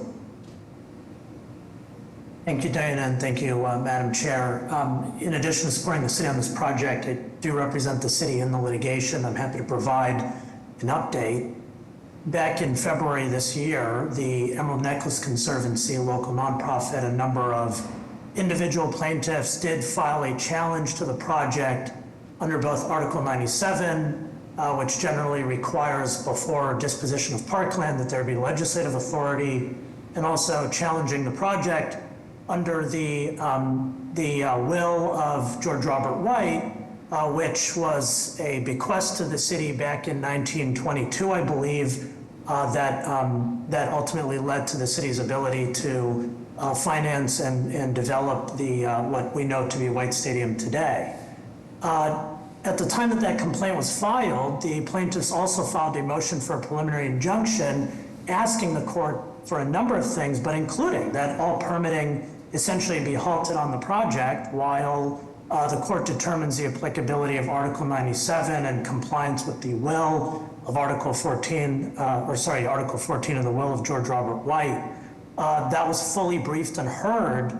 And then in late March of this year, the Superior Court issued in a very well-reasoned, very well-written 32-page decision finding that the plaintiffs, Emerald Necklace Conservancy and the rest of the individual plaintiffs, were unlikely to succeed on the merits of any of their claims in this litigation, including on Article 97, including on compliance with the will, and a number of other tangential issues that they raised.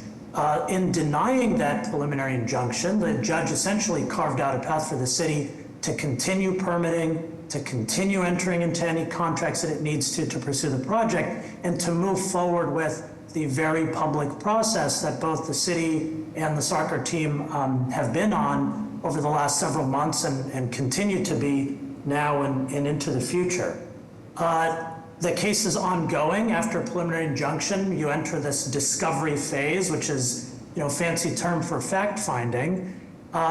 The discovery phase was supposed to go until February 2026. That was unacceptable to the city and it was unacceptable to the team. And based on the fact that a judge has already ruled that the plaintiffs are unlikely to succeed in this case, we asked for an expedited discovery schedule. Discovery is now concluding December 6th of this year. We asked for an outside trial date, which we got for March of 2025, and we're hoping this case is going to be over and done with no later than the spring. So I disagree with the comment that that all public processes should stop pending the litigation, especially given the fact that a judge has already ruled on the merits. Okay, thank you, Sammy, for that clarification. I know this has already been answered, but we're going to ask it one more time for the people in the back. I got a lot of comments saying this is not good for BPS students. They say they're going to have use, but it's going to limit the availability that BPS students can use, and again, it would be more of a private use rather than the public. So I could lead off on that answer and turn it back over to Dion. But our use is going to be less than 10% of the use of the total use of the stadium, and Boston Public School students' programming hours are going to more than triple. Yeah, I'll add on to that, thank you. That the BPS use will actually be expanded, as well as opportunities for community use and also seasonal use. Based on the indoor facilities that we will also be adding to White Stadium, our student athletes would have access to those facilities like strength and conditioning year round, in addition to just having more sports, more opportunities to be in White Stadiums, such as soccer. Now with an 8-lane track and field, we can hold more meets that actually meet state requirements. And also with having football in the Thanksgiving games and November games, we'll have all schools have opportunity to play and perform in the White Stadium. Yeah, I think perhaps it might be helpful if I just also clarified that our use of the stadium is only on our 20 game days and potentially one practice alongside of that. We were going to have our main practice and training facility somewhere else. great. Sorry, I just got the battery low signal on my computer. Okay. All right, it got power. All right, okay. So we're almost there. This is we as servants of the city and working with developers, the community doesn't always trust, right? That what is going, what's said here is what's going to actually happen, right? Or a lot of promises are being made, but people never really live up to those promises, kind of thing. So can you speak to the kind of controls and the codification that is put in place to kind of cement this as just all of the things that you said? So. Excellent question, Madam Chair. I'm going to hand it to Sammy, who will walk us through the different legal agreements that are codifying many of the elements identified in the board memo, especially in the mitigation section. Sammy, I'll hand it to you. Thank you, Diana, and thank you, Madam Chair, for the comment. And it's an excellent comment, an excellent question.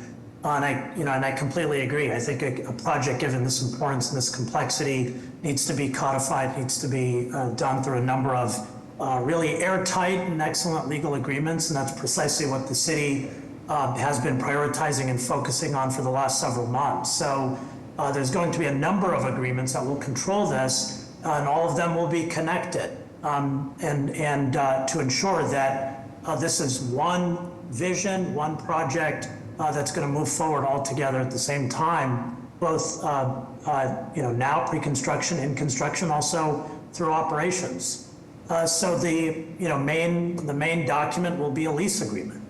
The city of Boston is going to lease the west grandstand and the south end, that south fenced-in area below the existing White Stadium, to Boston Unity, and then retain the other portions of White Stadium.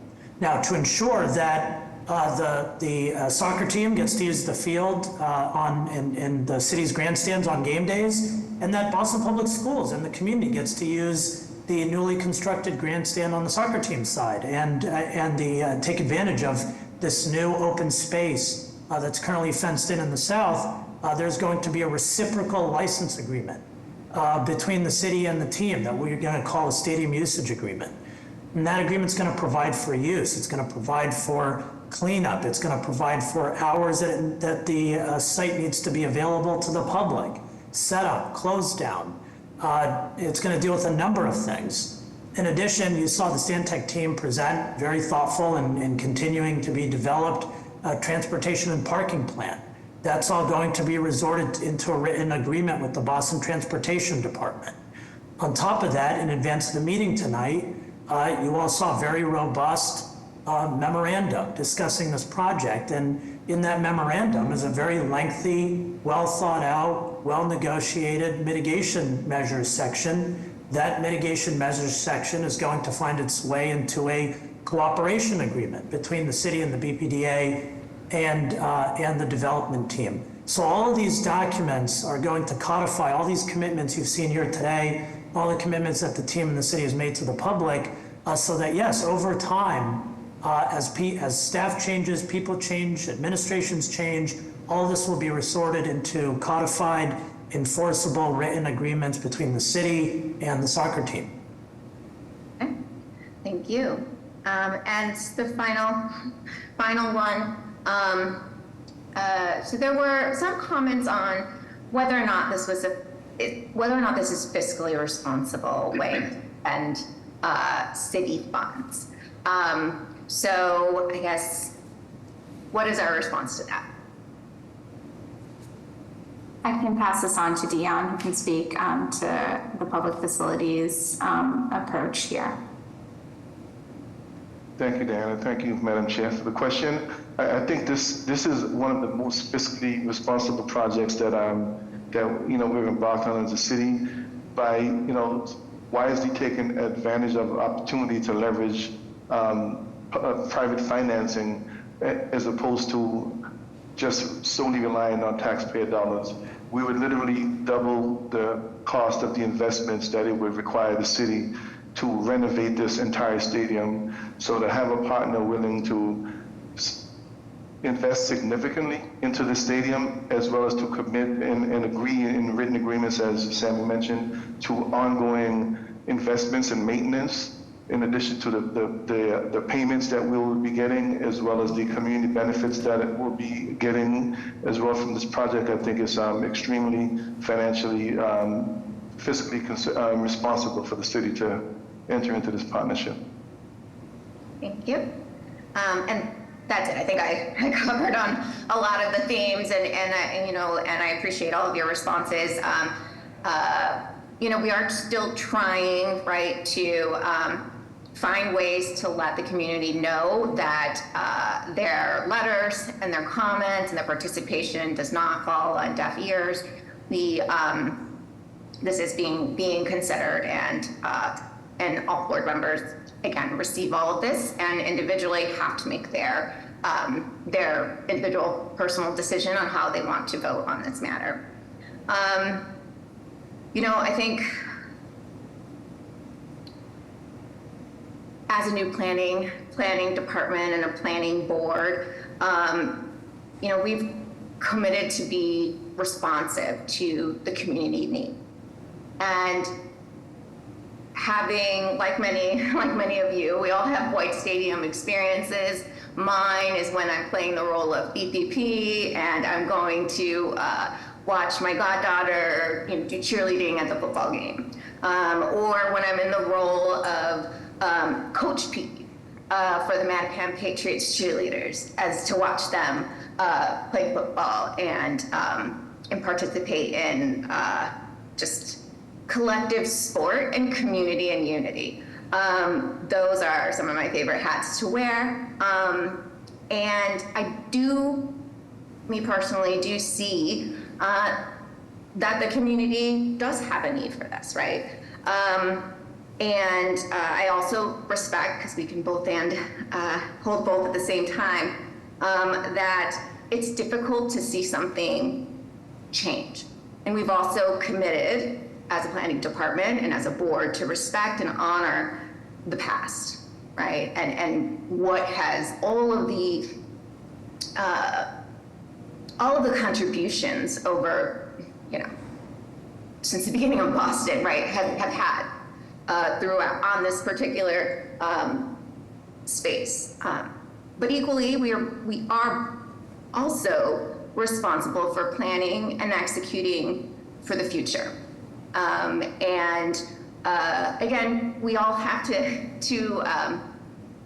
weigh those, right? To hold those both, and ultimately make a decision. So I hope that through the question and answering, people will have responses to their question. I am, if this does get passed, I'm very much looking forward to seeing how the neighborhood council still it remains a part of this process, right, of this shared space. So, saying all that, any additional questions or comments from the board? Okay, appreciate it. All right, seeing none, motion is in order. So moved. Second. Roll call for a vote. Mr. Shepherd? Aye. Mr. O'Malley? Aye. Ms. Bennett? Aye. And the chair votes aye. Motion passes. Thank you very much. And I appreciate everybody's work on this project. Good luck. Thank you. Thank you. Hey. Thank you very much. Cheers. All right. Go to the next agenda item. Okay. Actually, agenda item number 10 has been removed, so let's go to the number 11. Request authorization to issue a certification of approval pursuant to Article 80E Small Project Review of the Zoning Code for the proposed construction of 39 residential rental units, including 7 IDP units, 14 car parking spaces, and 49 bicycle spaces located at 470 and 470A Western Avenue, and to execute and deliver an affordable rental housing agreement and restriction in connection with the proposed project, and to enter into a community benefits agreement in connection with the proposed project, and to take all related actions. Zoe. Thank you, and good evening, Madam Chair, members of the board, Director Jemison, and Secretary Polhemus. My name is Zoe Schutte. I'm a project assistant in the Development Review Division of the Planning Department. We are here before you this evening to discuss the proposed Article 80 small project located at 470 Western Avenue in Brighton. The 470 Western Avenue project site includes approximately 10,702 square feet of land containing an asphalt surface lot and a 2-family residential structure. The proposed project consists of the construction of a new 6-story, 39-unit residential building of approximately 34,647 square feet of gross floor area, with on-site parking for 14 vehicles, 49 bicycle parking spaces, and improvements in landscaping, pedestrian connectivity, and related public realm improvements in and around the site. The development team filed their small project review application on May 13th, 2024. The planning department sponsored and held a virtual public meeting on June 10th, 2024 via Zoom. The meeting was advertised in the local newspapers, posted on the BPDA or the Boston Planning Department website, and a notification was emailed to all subscribers of the Allston Brighton Neighborhood Update List. The public comment period ended on June 12th, 2024. With that, I will now go ahead and turn it over to my colleague, Ella Wise, to present the zoning and planning context for this project, followed by a presentation from the development team. Thank you. Good evening. Next slide, please. Good evening, Chair Rojas, Secretary Polhemus, members of the board, and Director Jemison. My name is Ella Wise, and I'm the planner reviewing this project. The proposed project at 470 Western Ave, which you can see here on the map, is at the western end of Western Ave, just a couple blocks south of Soldiers Field Road. There's been a couple of recent developments nearby, including 500 Western Ave, a 6-story mixed-use building, which this board approved a year ago. In terms of transportation, Western Ave is relatively wide, 2-way street, lacking bike infrastructure, and Boston Landing commuter rail is almost a mile away. However, there are plans to improve mobility in this area, which brings me to the next slide. Thanks. The Western Avenue Corridor Rezoning Study, or WACRZ, which this board approved almost 2 years ago, has set a new vision for this corridor. The key points of the study are to allow new housing development, create additional income-restricted housing via density bonus, and to improve multimodal mobility along Western Ave through short-term pedestrian and bike improvements and longer-term transit improvements in coordination with the MBTA. Next slide, please. The proposed project was designed to be consistent with WACRZ. Specifically, it delivers needed housing, including significantly more income-restricted units than is required by inclusionary development policy. And it is designed with a 10-foot setback to allow those transportation improvements along Western Avenue. As you can see in this chart, leftmost is the proposal centers summary of zoning requirements, and right column is summary of relevant planning and policy. There are some aspects of this proposal that will require zoning relief, including multifamily use on the ground floor, height, density, and rear yard. This is due to the fact that the zoning limits the density bonus to PDAs, or planned development areas, which this project is not. However, given that the project was designed with close adherence to the guidance in WACRZ and that it advances the study's key goals, zoning relief is recommended. Thank you, and I will now turn it over to the development team to present the project in more detail.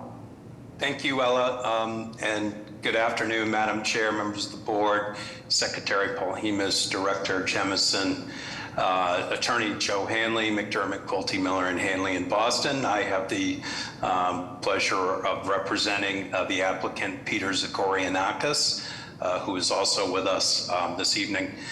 Just before our presentation, I want to thank Zoe and Ella and the staff of the planning department for all of their guidance on this. I'd like to also thank District Councilor Braden, as well as the Alston Civic Association and the BAIA, which were invaluable and supportive of the end result. Next slide, just to take you through our presentation. As Ella indicated, 39 units of housing. You'll see here in the 39 units of residential housing. We are exceeding the IDP, which is driven by WACRZ, and we're very proud to be able to do that. That amounts to about 18% of affordable, 60 construction jobs, and as Ella indicated, consistent with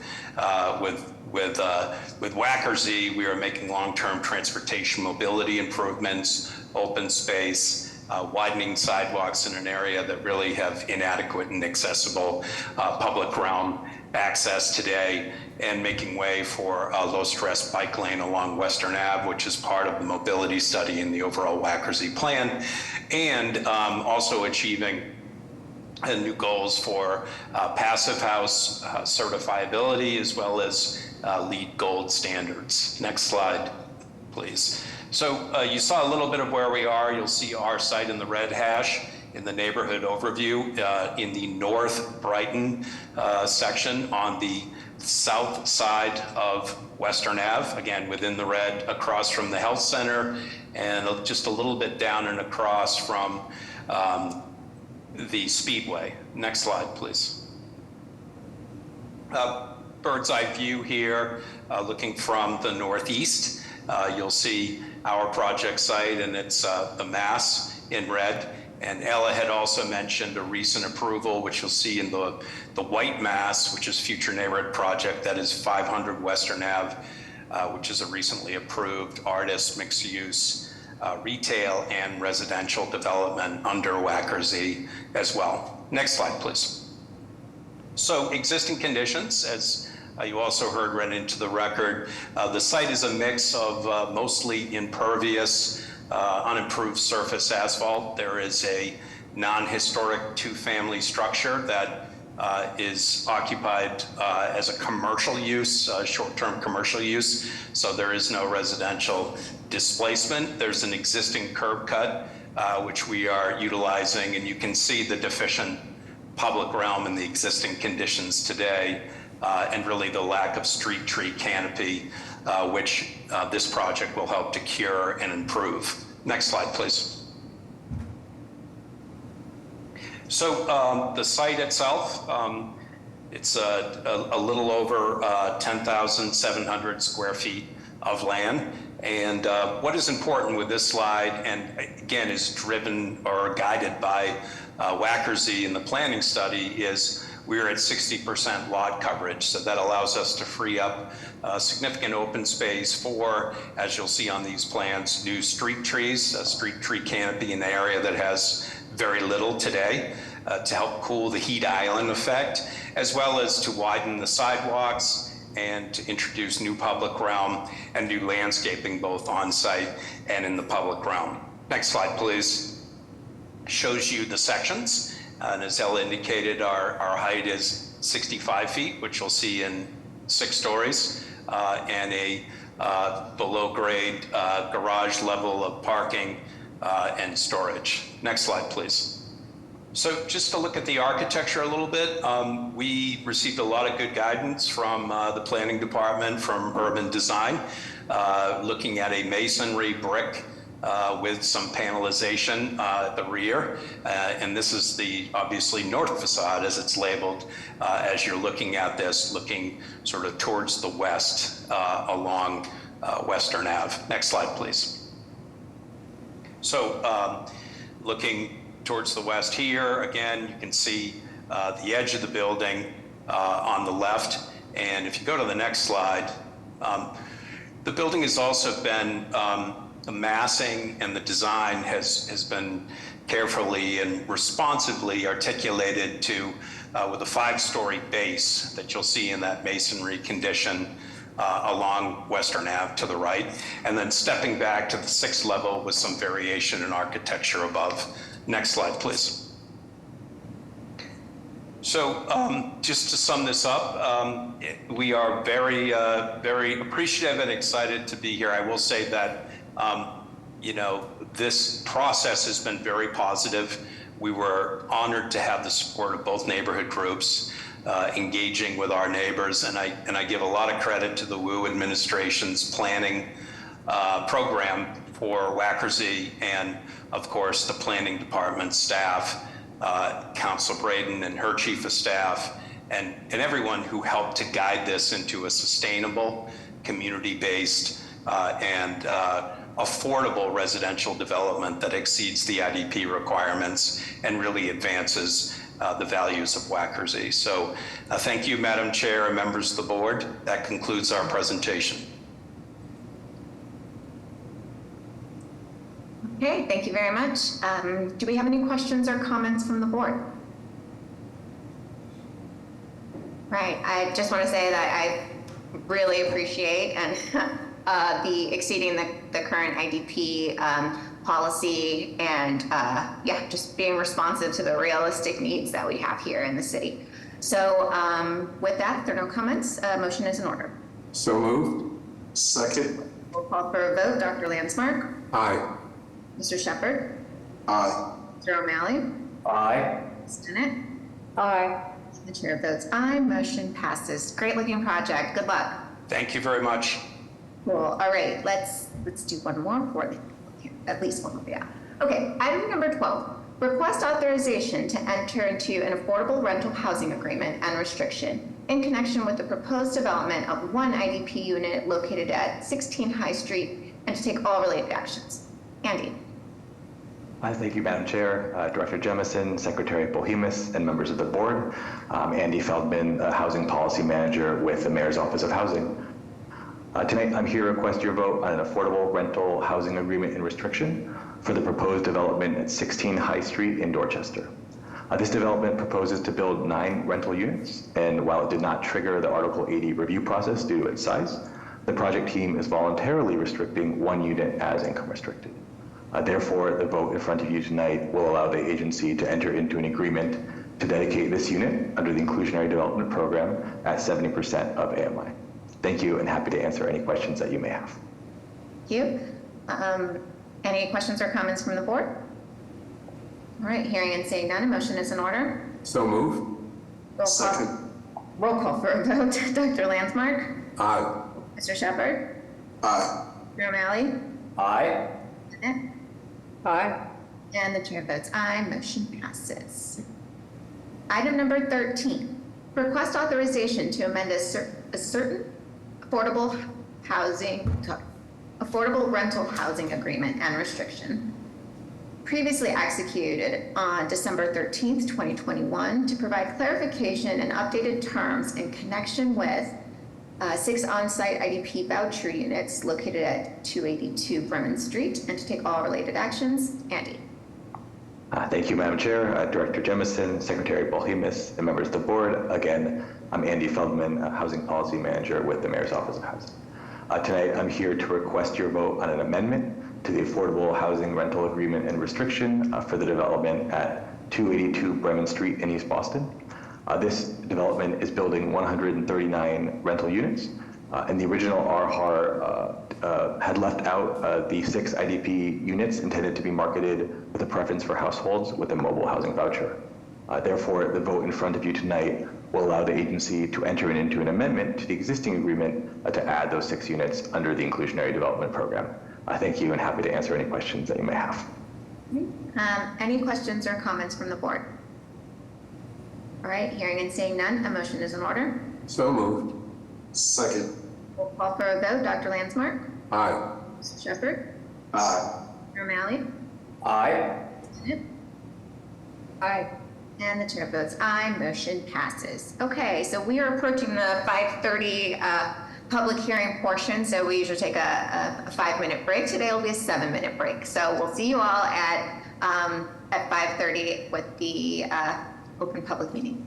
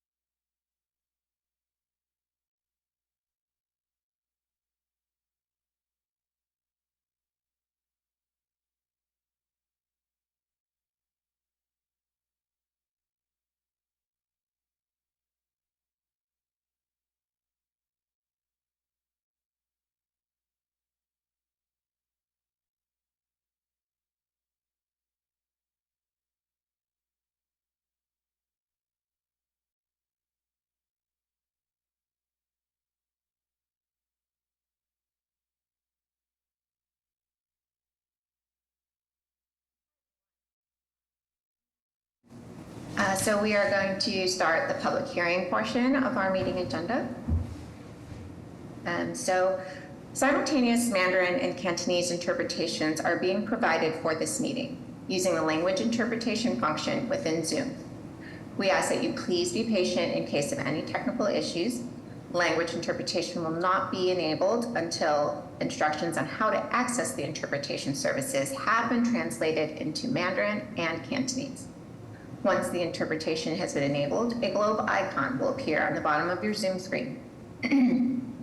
Also, an important reminder to all who are presenting and commenting today, we ask that you please speak slowly for the interpreters. If you are speaking too fast, I may interrupt you and ask you to speak more slowly so that the translator can catch up with the information. So thank you in advance. So to enable interpretation for Mandarin and Cantonese, please click on the globe icon at the bottom of your screen now and select the language you wish to listen to. You must also mute original audio. So Tina, will you now interpret the instructions that I just gave into Mandarin? Will do, thank you.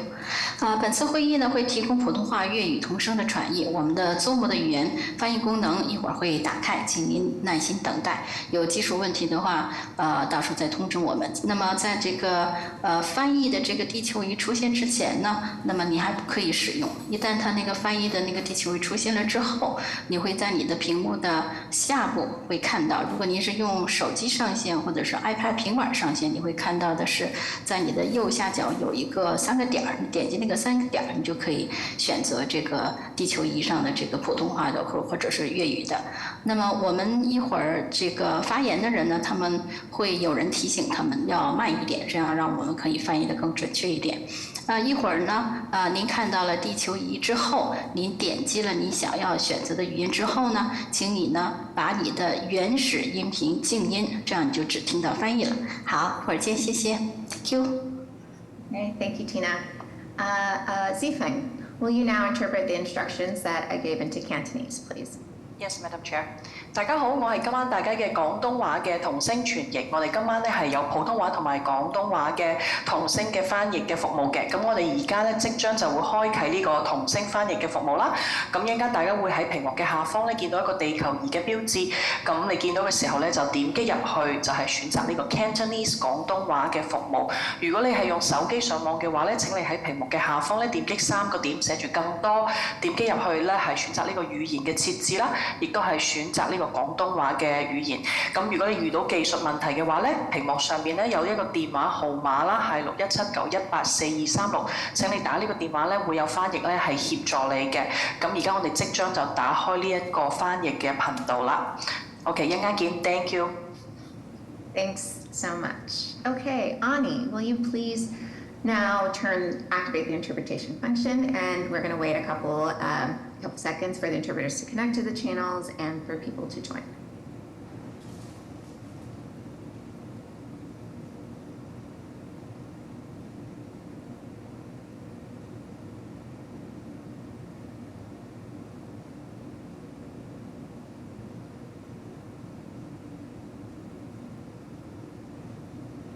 Okay, Secretary Paul Hemus, do we have the language channels working?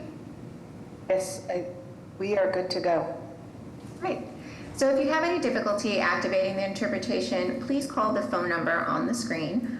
If you have difficulties with the translation later in the meeting, you can also call that same number. We have interpreters available to assist you over the phone. The project presentation has been translated into Mandarin and Cantonese and is available on the BPDA website at bostonplans.org/about-us/BPDA-board/board-meetings. Please take note of the website address on the screen to view the translated project presentations. Okay, so this is a public hearing before the Boston Redevelopment Authority, doing business as the Boston Planning and Development Agency, being held in conformance with Articles 80B-5 and 80C-5 of the Boston Zoning Code, to consider the proposed First Amendment to the Development Plan for Planned Development Area Number 136, the Fenway Corners Project West, in the Fenway neighborhood, and to consider the Fenway Corners Project West as described in the Notice of Project Change filed on December 11, 2023, as a development impact project. This hearing was duly advertised on June 27, 2024, in the Boston Herald. This is a BPDA hearing on a proposed petition by the agency. Staff members will first present their case and are subject to questioning by members of the agency. Thereafter, anyone who wishes to testify about the proposed project will be afforded an opportunity. We are taking support and opposition at the same time. If you're planning to testify, please take time now to verify that your computer microphone is active and click on the hand icon on the Zoom control panel. This will signal to the staff that you would like to speak. When your hand is raised, it will be blue. If you're calling into the meeting and would like to testify, please dial *9 to raise your hand. When I call for all testimony, staff will announce your name and allow you to talk. You must unmute your microphone. Your webcam will not be active. In an effort to accommodate all who would like to speak about this proposal, each person will be given up to 2 minutes to comment. BPDA staff will indicate when 30 seconds remain, and at that time, please conclude your remarks so that the hearing may continue and others may be heard. Finally, the proponents are allowed a period of 5 to 10 minutes for rebuttal if they so desire. And now we have Quinn to begin the presentation. Madam Chair, excuse me, I just wanted to note that I'll be recusing myself from this. Thank you. Thank you. Noted. Thank you. Thank you, Madam Chair, members of the board, Secretary Polimas, and Director Jemison. The proposal before you is for a notice of project change and plan development area development plan amendment for a previously approved Article 80 large project known as the Fenway Corners West project and the associated development plan for PDA number 136 for Fenway Corners West. The proposed project change and PDA amendment will add one parcel along Brookline Avenue to the PDA and project area, filling a missing tooth from the original approval. The additional parcel adds approximately 5,481 square feet to the land area, resulting in a total land area of approximately 193,690 square feet. The additional land area is proposed to include a mixed-use building with approximately 38,000 square feet of gross floor area. There's also an associated increase in the total project parking of 17 spaces. The project change will also result in an additional $200,000 in funding by the proponent for transportation and public realm improvements. The BPDA held a joint community advisory committee and public meeting on January 16th, 2024. The meeting was well attended and has been advertised in the local newspaper and online. I'll now turn it over to my colleague Ella Wise from the BPDA zoning compliance team to discuss the planning context considered in the review of the project before the development team begins their presentation. Thank you. Next slide, please. Good evening, Chair Rojas, Secretary Polimas, members of the board, and Director Jemison. My name is Ella Wise, and I'm the planner assigned to this project. Shown here is the site map of the already approved Fenway Corners West PDA. As you can see, the proposed amendment completes a missing keyhole in the Fenway Corners PDA, creating a more coherent stretch of planned development along Brookline Avenue. To the north is the planned project within the already approved PDA. Sorry, go back, please. Thanks. At 80 Brookline at a height of 125 feet, and to the south is 100 Brookline at 150. Next slide, please. The existing Fenway Corners PDA, as shown on the previous slide, provides important planning context for the amendment. In addition, the Fenway Transportation Action Plan is currently underway. The action plan is a multi-year analysis and design process that will guide changes to the Fenway streets and the public realm to ensure Fenway's transportation networks are safe, comfortable, and connected, especially given recent and planned growth. As documented in the approved PDA, the proponent has committed to work closely with the city to advance design solutions that are consistent with the goals and outcomes of the action plan. Next slide, please. The proposed project is within the Fenway Triangle Neighborhood Development Area. This slide compares key facts of the proposal to adopted zoning plans and policy. In summary, the proposed project is compliant with the regulations for PDAs in the Fenway Triangle Neighborhood Development Area. The PDA can expressly modify allowed uses, and the proposed uses are consistent with what has already been approved. In terms of dimensions, the height of 125 feet and 7 FAR is allowed by zoning. The street wall height and setbacks will be further refined in Article 80B review.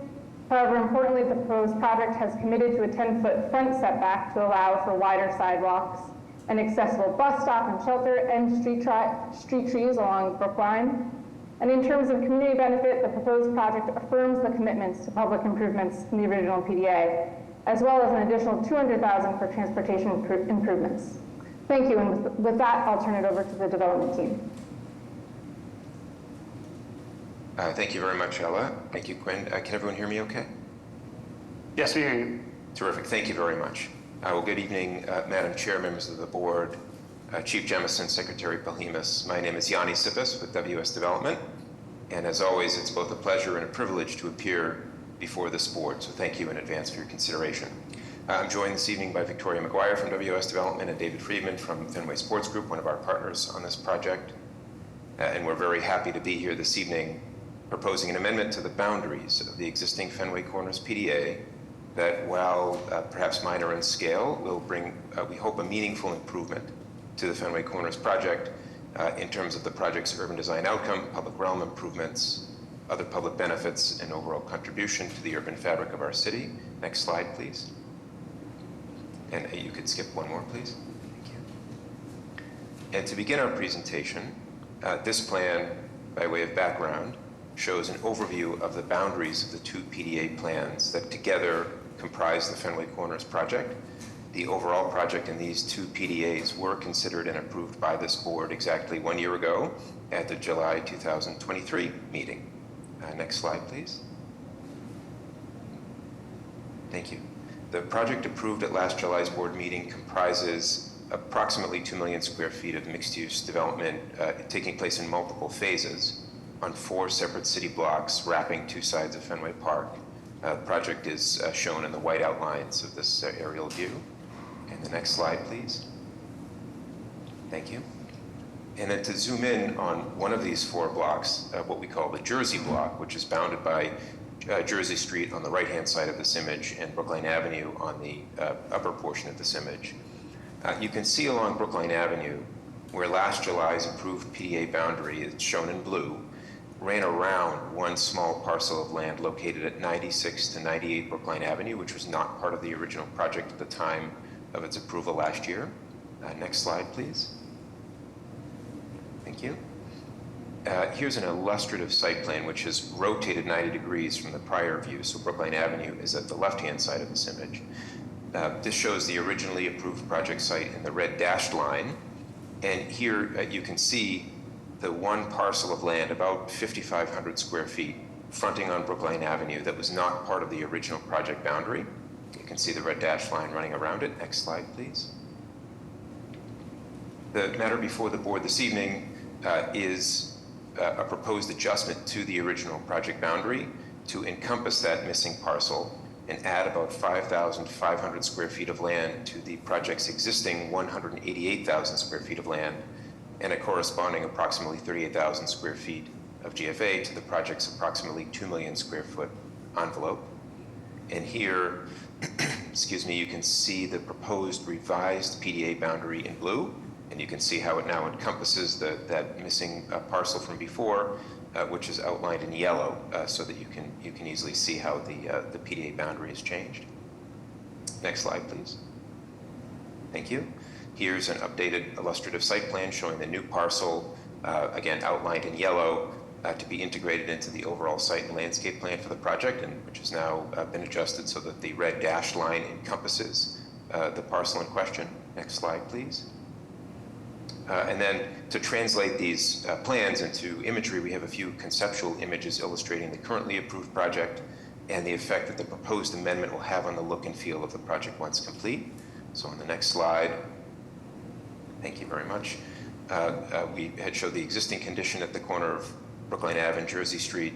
This is an image of the currently approved project showing the historic preservation of the beautiful building at the corner of Brookline and Jersey Street, but also showing a gap in the street wall of the building at the far right side of the image along Brookline Avenue, where we're showing in the original approval sort of a mural on a blank party wall on either side of that 96 to 98 Brookline Avenue parcel. And then on the next slide, please. Now you can see that gap on the right-hand side of the image filled in with a more continuous street wall and a setback, maybe it's possible just to toggle back and forth between the last slide and this slide a couple of times, and you'll see that sort of gap in the urban fabric now being filled with a more continuous and comprehensive street wall. Thank you very much. Next slide, please. And then additionally, the inclusion of the 9698 Brookline Avenue parcel will help to complete the transformation of what is currently a private service alley off Jersey Street from its current condition, which adds nothing to the public realm of this neighborhood. Next slide, please. And transforming it into a beautiful and welcoming public space that's, sort of lined with little shops and food spots and creating a very intimate pedestrian scale that's a little bit unusual among large-scale new developments today. So the inclusion of this small parcel will help us sort of complete the entourage here of this beautiful pedestrian way. Next slide, please. And so with that image, Madam Chair, members of the board, we conclude our presentation. We hope this brief material helps to illustrate some of the benefits of adding in this additional parcel to the project area. We would also note that the addition of this site and even this relatively small amount of GFA will result in additional housing and jobs linkage funds, about $200,000 of additional transportation and public realm improvements, and several other public benefits. So we hope that the proposed amendment meets with your approval this evening. We thank you again for the opportunity to present, and of course, we'd be very happy to answer any questions that the board may have. Thank you very much. Yeah. Okay. So as this is a public hearing, before we do board questions, let's go to, let's hear from the public first. Secretary Polhemus, do we have anyone that would like to testify? I'm going to start with Councilor Durkin if she is available. Yes, I am. Can I do video as well? Yes, I tried to promote you.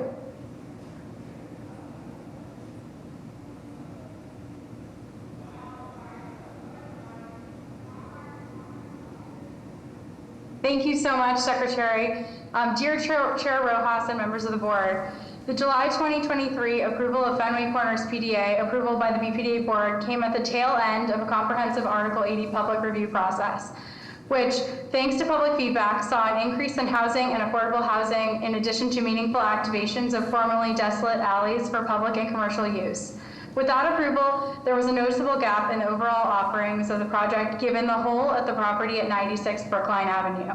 The inclusion of the property at 96 Brookline Avenue, the Fenway Johnny's building, to this project will help make for a more cohesive Brookline Avenue, and I'm in support of the notice of project change as proposed. Still, I would be remiss if I didn't mention my dismay that the PDA approval went to the BPDA board when there was not yet an elected District 8 councilor.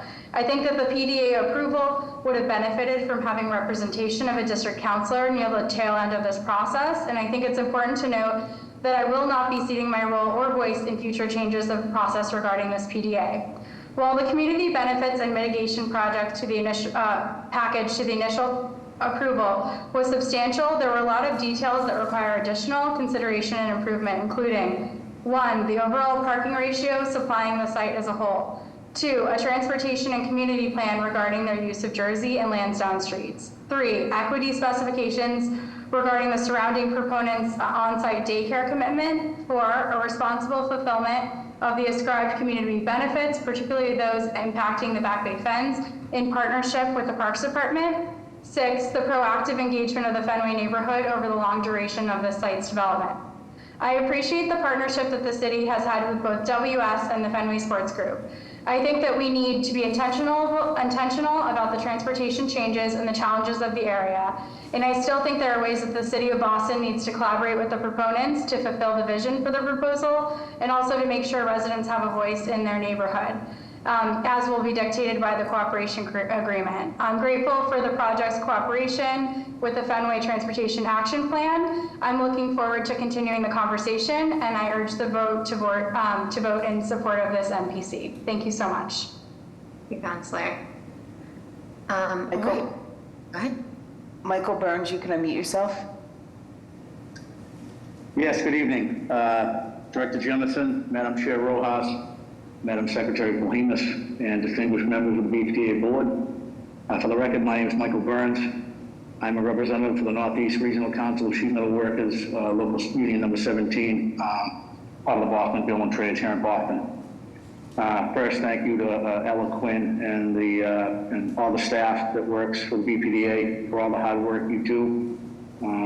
Obviously trying to coordinate, facilitate these important meetings, and letting all stakeholders affected by projects like this have a voice in the development process.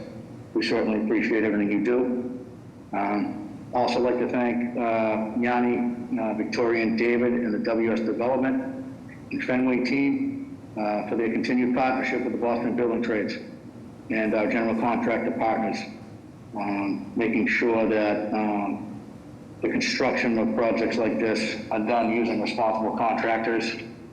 As you know, providing young workers in our city with pathways to good careers in the trades, using apprenticeship programs that provide sustainable wages, healthcare benefits, and a dignified retirement for people in the construction trades. You know, the rising costs of secondary education, the option and the path for careers in the trades is more important than ever. So we do truly appreciate our continued partnership with WS and Fenway Sports Group. So on behalf of my membership, we stand tonight in support of the proposed amendment and look forward to the project. Thank you. Thank you, Michael. Pam Beal, you can unmute yourself. Good evening, and thank you for the opportunity to speak. Again, my name is Pam Beal, and I'm a member of the Fenway Corners CAC, and I am here in support of the proponent's purchase of 96 to 98 Brookline Avenue and the notice of project change and their plan to incorporate this building into their overall project. Thank you. Thank you, Pam. Minor Perez, you can unmute yourself. Thank you, Madam Secretary. Madam Chair, members of the board, this is Mina Perez representing hundreds of union carpenters that live and work throughout the city of Boston. I'd first like to begin by thanking the BPDA, also the Office of Mayor Wu for allowing the community to be part of the process. I also want to say kudos to Giannis and his team at WS. They've done a great job at the outreach to the community and accommodated the community.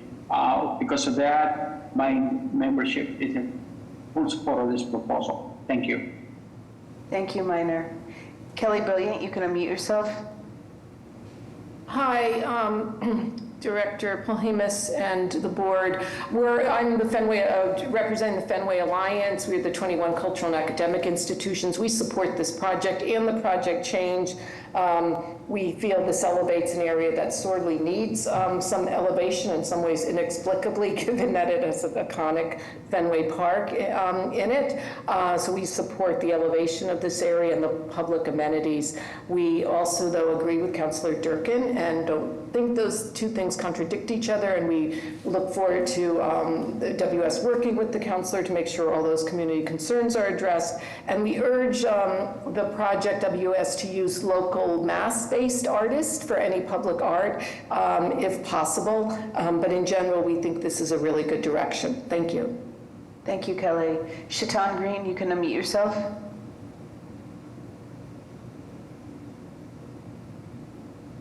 Hello, everyone. My name is Shaitan Green. I'm the business agent with the Boston Building Trades Unions, also a lifelong resident.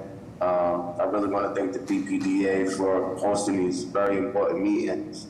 Any chance for the community to weigh in and voice their opinions is very appreciated. I'd like to thank WS Development. I pretty much want to echo everything Mike Burns said. Thank you for being great partners and working to build even stronger relationships. And, the building trades, our goal and mission is to make sure we are the voice of the working people, working families, and communities. As opportunities and careers get built on this job, also, I'd like to really think that this partnership is about also building that family infrastructure as well. So, and that's great wages, benefits, training, all of the above. And really relying on partnerships like this to bring value back home to the community. So I speak in support of this project. Thank you very much. Thank you, Shaitan. If anybody else would like to testify about this project, please raise your virtual hand.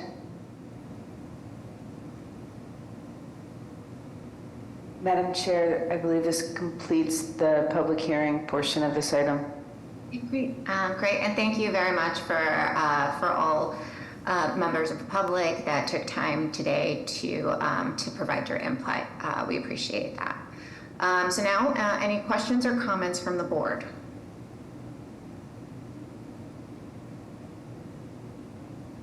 I guess my only comment is I think your visuals were great and really kind of gave me a good sense of the vision. So I see it. It's exciting, and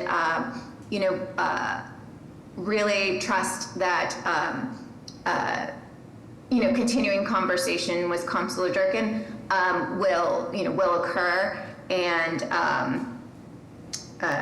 she's very detailed and has a lot of those points, and does really do good work for her constituents. So if there are no other questions, motion is in order. So moved. Second. Roll call for a vote. Dr. Landsmark? Aye. Mr. Shepherd? Aye. Mr. O'Malley? Oh, no, he's not. He's not. Sorry. Ms. Bennett? Aye. And the chair votes aye. Motion passes. Thank you very much and good luck. Thank you all very much. Yes. You're welcome. Good evening. Okay. Okay, Secretary Polhemus, keep me honest. Were we at 14? Yep, we're at 14. Okay. Item number 14, request authorization to issue a certification of approval pursuant to Article 80E Small Project Review of the Zoning Code for the proposed construction of 24 fully affordable residential rental units and 24 bicycle spaces located at 112 through 114 Queensbury Street, and to take all related actions. Dylan. Thank you, Madam Chair, members of the board, Secretary Polhemus and Director Jemison. My name is Dylan Norris, the project assistant in the Development Review Division of the Planning Department. The proposal before you today is an Article 80 small project located at 112 to 114 Queensbury Street in the Fenway neighborhood of Boston. The proposed project site is located at a currently underutilized 4,324 square foot infill site. The project site is currently occupied by a vacant 2,184 square foot retail laundromat. Fenway Community Development Corporation, the proponent, is proposing to replace the one-story retail structure with an approximately six-story, 19,336 gross square foot, all affordable residential rental building. The proposed project will include approximately 24 rental units consisting of 11 studios and 13 one-bedroom units, creating a net residential area of approximately 12,545 square feet. The proposed project will also include 18 interior bike parking spaces and 6 exterior guest parking spaces. The Planning Department received a small project review application on May 9th, 2024, and the Planning Department also sponsored and hosted a public meeting on June 18th, 2024 via Zoom. The meeting was well attended and the project was well received. The meeting was also advertised in the Fenway News, Boston Guardian, and the Boston Sun, posted to the Planning Department website, and a notification was emailed to all subscribers of the Planning Department Fenway Kenmore neighborhood update list. The public comment period ended on June 25th, 2024 for the project. I will now turn it over to Ford Del Vecchio from the Planning Department Zoning Compliance Division to discuss the planning context that was considered in the review of this project before the development team begins their presentation. Thank you. Thank you for that, Dylan. Good evening, Chair Rojas, Secretary Polhemus, members of the board, and Director Jemison. My name is Ford Del Vecchio, and I'm the BPDA zoning compliance reviewer assigned to this project. The proposed project is located at 112 to 114 Queensbury Street in the Fenway neighborhood. This area of Fenway is characterized by dense residential multifamily buildings, with some sporting ground floor commercial space to contribute to street level activation. There are a mix of built styles, from 4-story traditional brownstones, such as the Shattuck International House, located immediately behind the property, to the more modern brick and glass construction, such as the new construction down the block at 78 Queensbury Street. This area of Fenway is well served by public transit. The MBTA 55 bus route stops 1 block west of the proposed project. In addition, there are stops along Boylston Street to the north that serve the 8, 9, 19, 60, and 65 bus routes. Directly east and south of the property is the Higginson Circle portion of the Emerald Necklace Parkway. This includes walking routes, recreational courts, and fields for pedestrians. 1 block north of the property is Rambler Park, a pocket park that creates a rested break in the streetscape. Next slide, please. There's no currently applicable local plan for the area of the project site, so planning staff reviewed this project within the context of neighborhood amenities and built form, and also city policies such as complete streets. In addition, citywide plans such as Imagine Boston 2030, the Urban Forest Plan, and Housing Boston 2030 were used to inform the decision that planners made in their review of this project. Identified in Imagine Boston 2030, the region centered around Fenway Park is undergoing a significant transformation. There remains ample opportunity to develop housing that aligns with the surrounding, accommodating a diverse range of incomes and providing affordable options for those employed in the nearby Longwood Medical Area in Kenmore Square. By providing income-restricted housing on a parcel that requires no residential displacement, this project helps to achieve these goals. Thank you, and I will now turn it over to the development team to present the project in more detail. Thank you, Ford, and good evening again, Madam Chair, members of the board, Secretary Polhemus, Director Jemison, Attorney Joe Hanley, McDermott, Quilty, Miller, and Hanley in Boston. I have the honor of representing the Fenway CDC as their land use council for this all affordable housing development in the Fenway.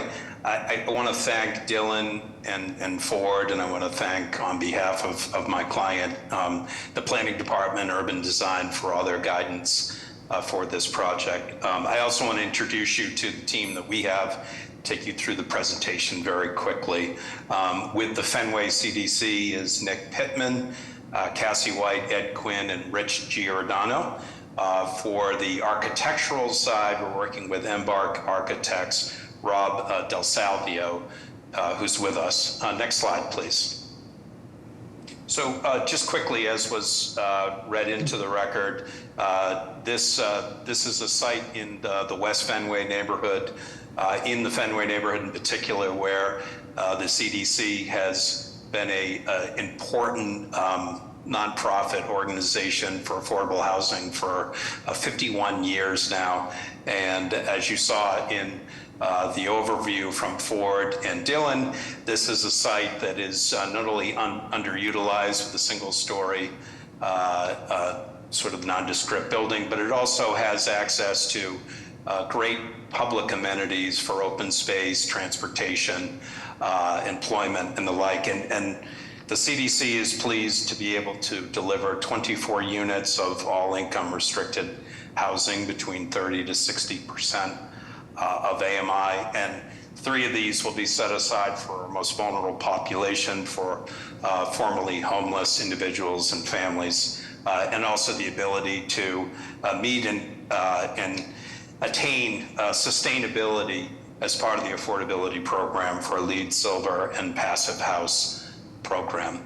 With that, I'd like to hand it off to Rob to take you very quickly through the presentation. Rob? Thank you, Joe. Next slide, please. So Dylan and Ford already outlined some of these statistics, but I'll just cover them quickly again. So we're talking about a project that includes 24 units. It's going to yield an FAR of about 4.49, and that's going to include 11 studio units and 13 one-bedroom units for a total net rentable area of about 12,500 square feet. We'll have bicycle storage both within the building for 18 spaces, and then 6 spaces outdoors along the sidewalk. Next slide, please. So we have a number of sustainability goals that we have planned, including features onto the building themselves. We're going to be achieving LEED Silver at the certifiable level. We have all electric performing equipment, and one of the benefits that we have with this project is that all the domestic hot water production will be centralized, so there won't be 24 less efficient units producing hot water as opposed to one system. So we'll see some good benefits for that, which will help our LEED levels. On the landscaping front, as you'll see in the plans, we have a fair amount of property in the front of the building because of a setback, so we'll be able to plant that pretty heavily, and where we can plant it, we'll be including permeable pavers that lead to the front door. And as it's been pointed out, the project is ideally located within a very transit-rich area, both between the access to the T and a number of different bicycle routes, the bus routes through the neighborhood. Next slide, please. So again, this shows it a little bit more clearly. The site is in the dead center there, with access to the 55 route bus and some others, as well as the T along Huntington, and even more closely the T at the Fenway T stop. Next slide, please. Here's the site outlined in red, close proximity to both Park Drive and the Emerald Necklace, and then one block over on Peterborough's Rambler Park, as was pointed out earlier. Next slide. So this slide looks a little bit more specifically at the site, shown in red on the right-hand side. You can see the setbacks and undulating front yard setbacks that occur along Queensberry Street, starting on the far left, down to Park Drive on the right. Next slide. Next slide. One. So this plan just quickly shows that although the site expands from the red dashed lines, which are the property lines, a fair amount of that space is actually used for easements and access ways, serving on the right-hand side, serving the rear of the property to a number of buildings who have access to that, through the passageway, as well as on the left-hand side. So buildable area gets pretty limited, and we will maintain the approximate front yard setback, which you'll see in the future slides allows us some great landscaping opportunities. Next slide, please. Some on-the-ground footage of what's there today. This is the existing one-story building that is currently abandoned. You can see on the bottom right photograph that the site slopes down a little bit towards the rear, which allows us the ability to get some daylighting opportunities at the back that we don't have in the front. Next slide. And these are some of the buildings that butt us both on left to right, as well as across the street and out at the corner of Park Drive and Queensberry. Most of them are all brick masonry, and you'll see in our elevations that we're taking some of those cues, both materially and also of the strong delineation of the second and third floor lines and in the roof cap. Next slide, please. So I'll just take you through the ground floor plan. We can skip through some of the other plans, but this is the ground floor plan. Queensberry Street is on the left-hand side. You come from the sidewalk across that paved area, which is, as I said before, we're going to include some permeable pavers there. And then to the top of the paved area, to the bottom are all landscape areas. We're going to include the U-shaped seating bench there to provide a space for residents to come out and sit. The ground floor plan is shown here as 3 units on a floor, which is typical as we rise up through the building. And then all the stair, elevator, core elements are located on the bottom right of the plan. So as you go up through the building, which you can click the next slide, the plans pretty much follow that same organization, stair, elevator, bottom right, and the combination of the studio and 1-bedroom units flanking around to the other sides of the plan. Next slide. And next slide. So on the 6th floor, there's a slight difference in the lower floor. It's just based out on some setbacks that we work through the design review process in terms of creating this sort of like mansard-like appearance, which we'll see when we get to some of the elevations and the perspectives. Next slide. We're just including this as a basin plan because here you can start to see the earth sort of encompassing the building on the left-hand side, but because ground slopes down so dramatically as you come down that alley, we're able to get another unit showing the sort of purple color top right because the ground is lower. We're able to get a window line in there and so forth and pick up another unit, and all the service spaces are sort of tucked underground to the left. Next slide. This is the roof plan. We're planning to accommodate solar panels if we can fit them. Most mechanical equipment will be centralized systems for the most part, so we'll be able to conglomerate all of that and free up as much roof space as possible for solar panels. There'll be no roof access for residents of the building. Next slide. A section which shows a little bit, you can see it starts to see it by virtue of that dashed line, how the grade slopes down, starting at the top left up high to the back right-hand side of the plan. Next slide. And these are some of the elevations that we've been working on with a lot of input from NYH and from BPDA, which has been helpful. We're featuring all brick on the facade out on Queensberry Street, and then that steps down to maintains the brick as it descends down the alley on the left-hand side. And then it's basically creating like a mansard-like appearance on the top with a metal panel and then turns the corner as metal panel before turning back to fiber cement panels on the rear of the building. So we're trying to incorporate and carry through some of the strong cornice lines that exist in the neighboring buildings, both left and right, and try to tie into some of those datums that exist already. Next slide. This is the alley side elevation, which you very seldom see not being able to get back that far. Next slide. This is the elevation that has predominantly stair elevator cores. That's why there's so few windows. It's not until we get past that point that we're able to get some windows in. And this is the rear elevation. Next slide. Just quickly on the landscape plan, if you zoom to the next slide for a second, this is what we're thinking. Again, permeable pavers leading you from the sidewalk to the front door. The far right-hand side will be all planted with different forms of vegetation, all kept fairly low. And then on the left-hand side would be the seating bench that we have planned, surrounded again by more vegetation. Some of the materials, as I said, looking at some metal panel for the top, some cast stone elements that help us register some of those cornice lines in the abutting buildings, and then the brick masonry. And we're going to include some different detailing and coursing techniques within the brick masonry elements.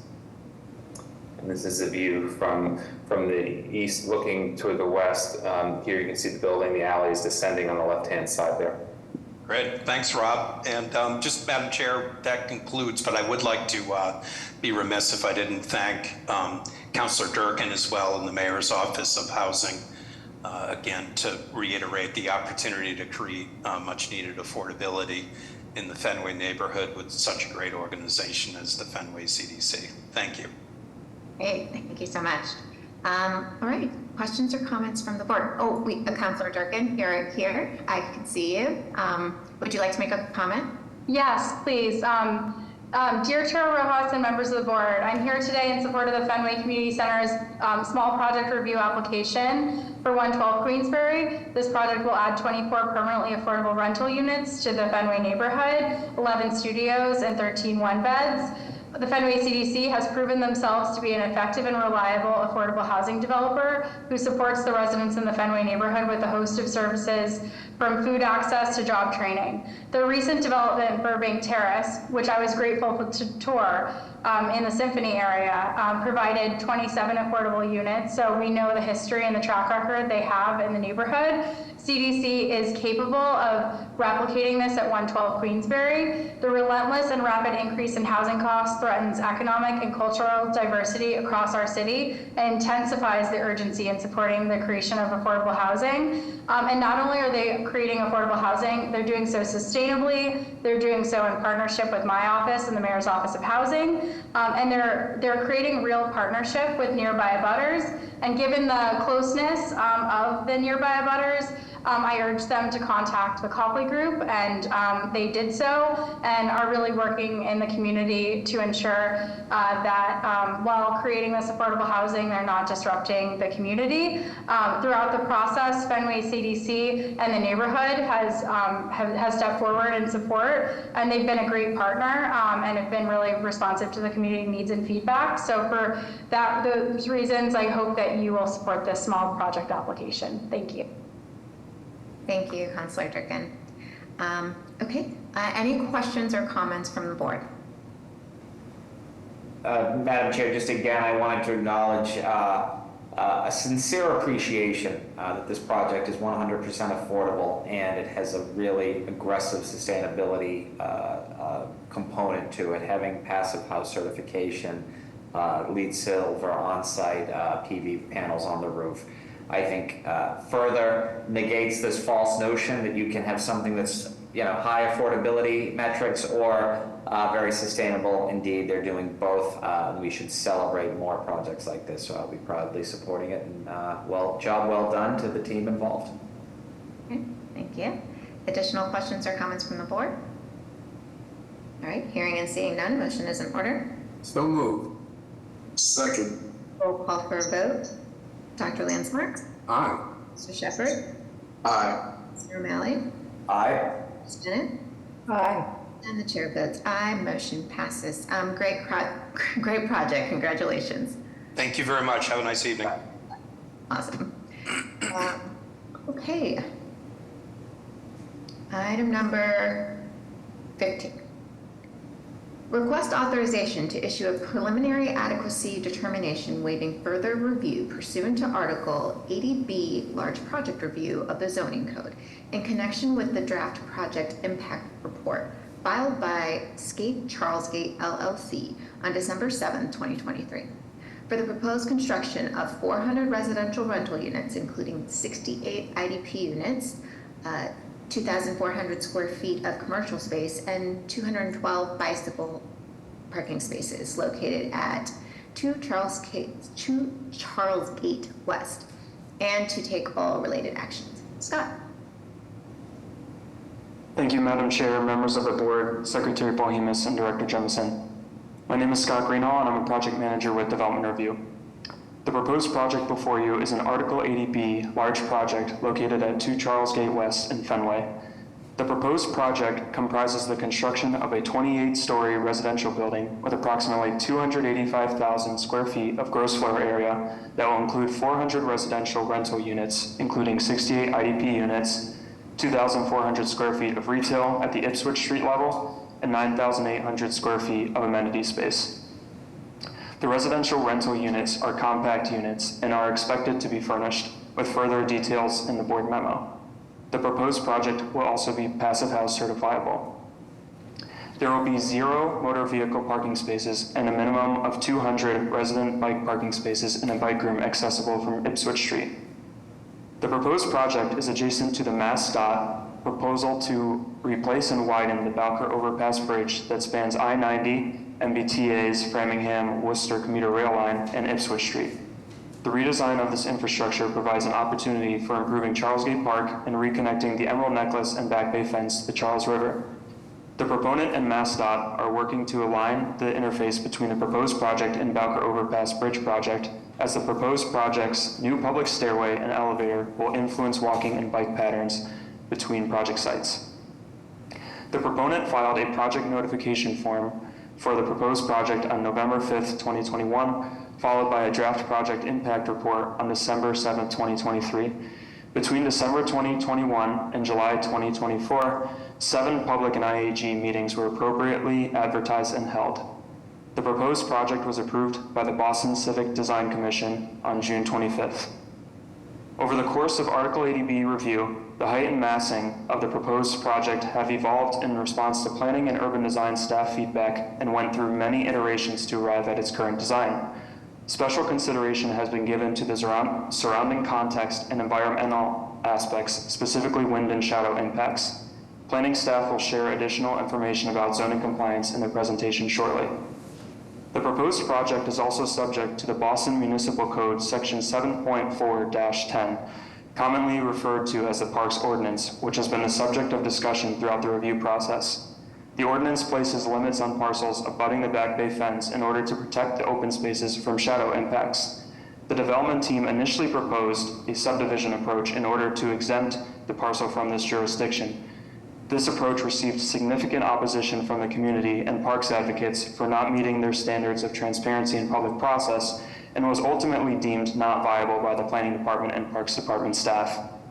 In relation to this issue, the District Councilor has proposed an amendment to the Parks Ordinance that would allow this discussion to be had in a public forum and considered by the City Council. Councilor Durkin will speak more to this proposed amendment to the Parks Ordinance. The proposed project is committing to various community benefits and mitigation items. Some of the most notable items include a new all-day, year-round, publicly accessible open stairway, an enclosed public elevator that will join Ipswich Street and Boylston Street, an accessible public bathroom for park visitors that will be open year-round and feature wayfinding, a minimum of 1,000 rentable square feet of retail space at Ipswich Street with a preference to a local minority business enterprise or woman-owned business enterprise business at below market rent, $500,000 for parks and open space improvements in the immediate vicinity of the project site, and $200,000 for tree care in the vicinity of the project to the Massachusetts Department of Conservation and Restriction, or DCR. The full list of community benefits and mitigation items is in the board memo. Finally, I would like to thank members of the Impact Advisory Group, or IAG, elected officials, and the Fenway community who have consistently worked within the Article 80 process over the last 3 years and helped shape the project you are about to see. I will now turn it over to Ella Wise from the planning staff to cover the planning context, followed by Councilor Durkin before the development team begins their presentation. Thank you. Good evening, Chair Rojas, Secretary Polhemus, members of the board, and Director Jemison. My name is Ella Wise, and I'm the planner assigned to this project. The proposed project at 2 Charles Gate, marked here, marks the gateway to the Western Fenway neighborhood, sitting prominently at the important crossroads of the Emerald Necklace, I-90, and Boylston Street via the Bowker Overpass. It's well served by transit with 2 T-stops within almost a half mile. Notably, the local neighborhood context has been evolving rapidly with public and private investment, including the redevelopment of more than 4 acres at Fenway Corners, which we just heard about during the public hearing, and the construction of 1001 Boylston on the Turnpike Air Rights Parcel 12 at 298 feet in height. Next slide, please. Currently, there are 3 plans underway in the area. The Fenway Transportation Action Plan, which I previously discussed, is a multi-year analysis and design process to guide changes to Fenway streets in the public realm. In addition, MassDOT has proposed replacing and widening the Bowker Overpass Bridge that spans I-90, which Scott spoke to. And given that opportunity provided by this infrastructure improvement, the Charles Gate Revitalization Plan aims to improve the Charles Gate Park by restoring the Muddy River and reconnecting the Emerald Necklace to the Charles River. Next slide, please. And there's also more historical plans, and there's a lot on this slide that I'll walk you through. So continuing with the planning context, the most recent land use plan for the Fenway neighborhood was adopted in 2002 and codified in Article 66 of the zoning code in 2003. The land use and urban design guidelines are a set of land use and urban design recommendations, including for new zoning subdistricts, and notably for special planning areas for 2 gateway parcels marked here on the map at the eastern and western edges. The intent for these gateway areas is to allow increased density and height to enable, quote, exemplary design, including well-considered massing and detailing in response to exceptional site and environmental considerations, end quote. Again, the map on the left shows those 2 recommended subdistricts from the land use guidelines of 2002. So based on these guidelines, the zoning map in Article 66 zoning was amended to include gateway overlay districts, including the North Boylston Gateway Overlay District at the northeastern end of the neighborhood, which is actually coterminous with the parcels that comprise the site of the proposed project at 2 Charles Gate West. And Article 66 of the zoning code states, quote, the purpose of the gateway development area overlay districts is to provide zoning regulations that allow for the development of architecturally distinctive civic landmarks at major entrances to the Fenway neighborhood, end quote. I want to note also, since we've talked about the 2 gateway parcels, at the western parcel, development has been approved and constructed. It's commonly known as the Pierce. The building exceeds the height and FAR in that gateway overlay zoning, which is slightly different. Thus, as demonstrated by that review process, to effectuate the design and planning goals for the gateway parcel, it has been our practice to support height and density that exceeds zoning. Next slide, please. Again, this chart compares key facts with the proposal on the left, summary of zoning in the middle, and planning and policy on the right. In terms of dimensions, although the North Gateway Overlay District grants increased height and density above the base zoning, and that's the intent of that district, the proposed project seeks height and density that exceeds the overlay district zoning. As I noted on the last slide, the proposed project, the project proposed and approved on the western side also exceeded dimensional regulations. 2 Charles Gate is constrained by the shape and topography of the site, as well as existing easements. Over the course of Article 80B review, as Scott noted, the proposed project has evolved in response to planning department feedback.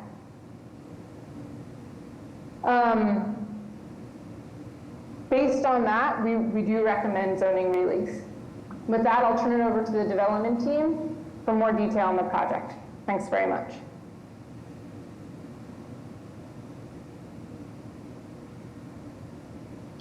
Thank you, Scott, Ella. And I think, did Councilor Durkin want to jump in and speak now or after the presentation? I was planning to speak now, if that works. Go for it. Okay, thank you. Dear Chair Rojas and members of the board, the Fenway neighborhood of today is known and loved as a hub of entertainment, an avenue for the arts, a center for inspiring cuisine, a crossroads of academic offerings, all while providing historic natural respite via the historic Frederick Law Olmsted designed emerald necklace. In other words, the Fenway of today is a representation of the responsible, sustainable, community-oriented growth and what is possible in our city. What the Fenway is missing in levels proportionate to its academic, cultural, commercial, and research opportunities, however, is housing. It is important to acknowledge the role that community has had in creating the picture of successful growth in the neighborhood. When I walk through Rambler Park, or run around Clementi Field, or when I pick up something on Boylston, or take a watercolor class at Fenway Community Center, when I visit the MFA or take in a game at Fenway Park, I am cognizant that these experiences, their existence, convenience, and accessibility is thanks to dedicated members of the Fenway community. Guided by the transformative history of development in the Fenway, and instructed by the community's participation in that growth, I would like to voice my support for the proposal of 400 units of housing to be built at 2 Charles Gate West. This project not only delivers on additional housing needs pressuring our city and our neighborhood by providing 400 units of housing with 17% on-site affordability, but also brings a host of other benefits to the community through the collaboration of advocacy by the public and my office. Importantly, this project's community benefits and mitigation package has made commitments to support important goals of the city, including resilient parks, safe transportation, equitable access to business opportunities, and a robust supply of affordable housing.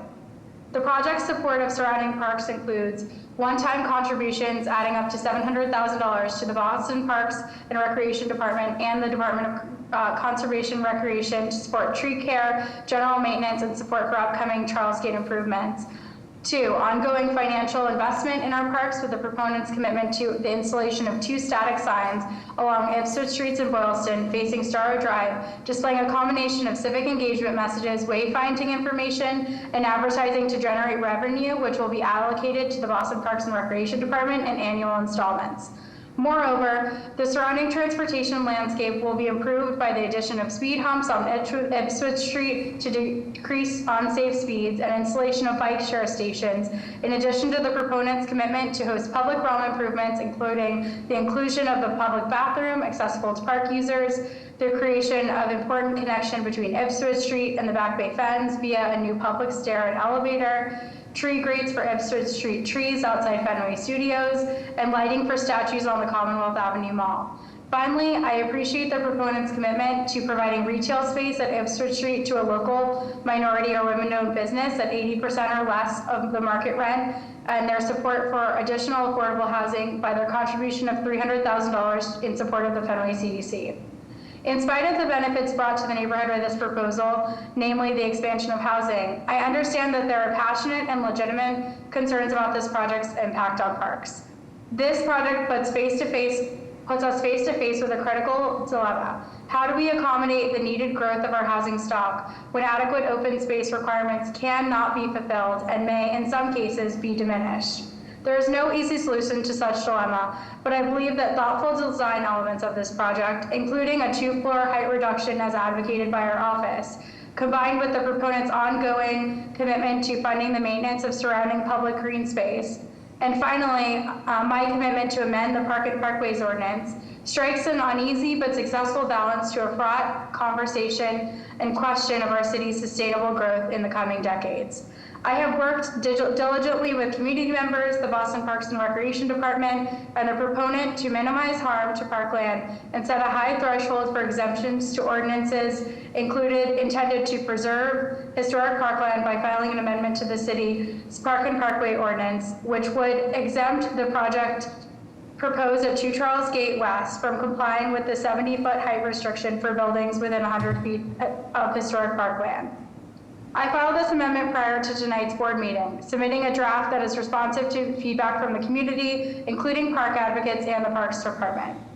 My filing of an amendment to the ordinance is an important departure from the original BPDA proposal to subdivide the proponent's parcel and permit the proposed height of their proposal via the subdivision.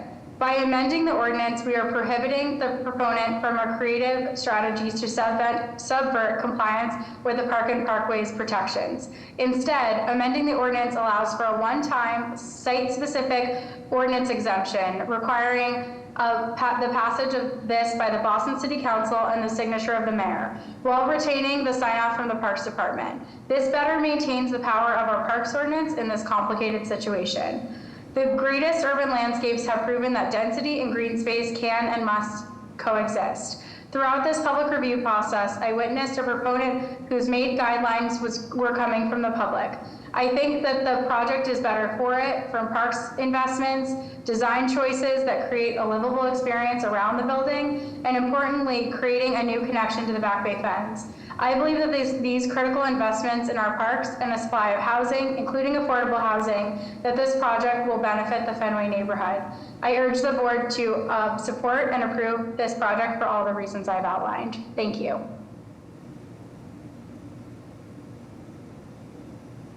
Thank you, Councilor Durkin, for your tireless effort in support and shaping the project. Good evening, Madam Chair, members of the board, Director Jemison, and Secretary Polhemus. Thank you very much for the opportunity to present the proposed project at 2 Charles Gate West in the Fenway neighborhood of Boston. My name is David Hunt, and I'm the Chief Development Officer for the proponent. Our development group has built and continues to operate a residential building in the Fenway neighborhood, and we have been an engaged partner with various neighborhood groups for many years now. The project in front of the board today at 2 Charles Gate West has been shaped through a multi-year extensive process with the neighborhood, the BPDA, ECDC, and various other city agencies and stakeholders. We've worked extremely hard to craft a beautiful project that is sensitive to the neighboring open space, addresses the city's housing crisis, provides major public realm improvements, addresses the important gateway nature of the site, and funds a generous mitigation package to the benefit of the immediate neighborhood. The project will provide 400 residential apartments, including 68 on-site affordable apartments, a wonderful public connection from Boylston Street to Ipswich Street via a new public stair that is open to the sky, and an accessible elevator. It has no on-site parking and will be one of the largest all-electric passive house residential projects in the city of Boston. We are looking forward to further coordination with Mass DOT and DCR as they are scheduled to start construction on the Bowker Overpass project in 2025. I'm now going to hand off the presentation to Brett Benson from UTIL. Brett is the lead designer and principal in charge from the design team. Thank you. Thank you, David, and good evening, Madam Chair and members of the board. Thank you so much for your time tonight. I'm also joined by Brian Chu from Vic Young Kim Design, our landscape architect. And this is a very rich site that's influenced by city scales and neighborhood scale, city block scale concerns. The site really has 2 frontages, one along Ipswich Street at a lower level and one along the Back Bay Fens on an upper level. And the existing building is beyond its useful life and really does not do a good job of addressing its surroundings. It does, however, include a very well-traveled but poorly lit stairway tucked against the neighboring building, one that provides a very vital pedestrian connection between the vibrant activities around Fenway Park and the open space of the Fens, as well as provides a very nice shortcut to East Fenway and the Back Bay beyond. Next slide, please. So just zooming out to consider the citywide context, the site sits at the intersection of 2 histories of urban planning in Boston. The first is a 19th century emerald necklace represented by the Commonwealth Avenue Mall, Charles Gate Park, and the Back Bay Fens. And then the second is a 20th century idea of the high spine concentrating height and larger floor plates along the turnpike. These 2 very different contexts influence the massing and the material selection of our proposed building. Next slide. At the neighborhood level, this site, together with the Fenway Triangle where the Pierce is located, was identified as a gateway parcel as noted by planning staff. And together with Northeastern's Building H, these 3 parcels form really important gateway moments for the Fenway neighborhood and the Back Bay Fens parks. And just like Building H and the Pierce, we believe it's appropriate for a finely designed and tall building to mark these important moments in the city. Next slide. So in this diagram, we're documenting the various forces that have shaped the building massing. As Ella noted, the base zoning allows 135 feet of building height, and the diagram on the upper left shows this height on the parcel. Setting the massing back from the east side of the parcel allows for a 20-foot setback to align with the pre-war buildings along Boylston Street. And the setback also provides space for a new public stair and elevator connecting Ipswich Street with the Back Bay fence. We've further adjusted the massing to limit the building height along Boylston to 70 feet to align with the neighboring buildings and concentrate the additional height along Ipswich, where the impacts of shadows fall largely on the turnpike. So the proposed massing reflects these three major themes: a generous public stair open to the sky and an enclosed public elevator connecting Ipswich and the Back Bay fence, a wing along Boylston Street that is responsive to its pre-war neighbors in materials and massing, and a taller wing along Ipswich that provides a distinctive architectural design to mark this important city gateway, but is also limited in its impacts on the immediate surroundings. And I also just want to highlight our ambitious sustainability goals, including Passive House certification. Just to quote one metric, we're outperforming the city's greenhouse gas emissions targets with an all-electric systems and a very highly efficient building envelope. Next slide. And I'm going to hand it off to Brian to talk through some of our public realm improvements in more detail. Thank you, Madam Chair, members of the board. My name is Brian Cho. I'm the landscape architect on this project with Kim Design. We start at the Boylston level, which is the upper ground floor level connecting to the Charles Gate overpass and the fens. There's been an ongoing concerted effort with BASDOT on connecting the design of the new overpass as it develops. Here we see the key elements of the landscape design of the public stair, as well as the building entrance. There's been an effort on the building programming common areas adjacent to the landscape to provide eyes on the street and improve safety for the public space beyond. Within the landscape design, we're introducing material elements that are connected, that connect the landscape to the fens, such as boulders and stones and natural materials that are common throughout the fens. Some are flush with paving, others become natural outcropping and seating elements. As suggested by the staff and the public, we're cutting down on hardscape areas and maximizing the biodiversity of the landscape softscape areas, as well as defining the building entrances to make, and while making the stair access feel more public. We've also added the blue bike station on the Boylston level at the request of the city.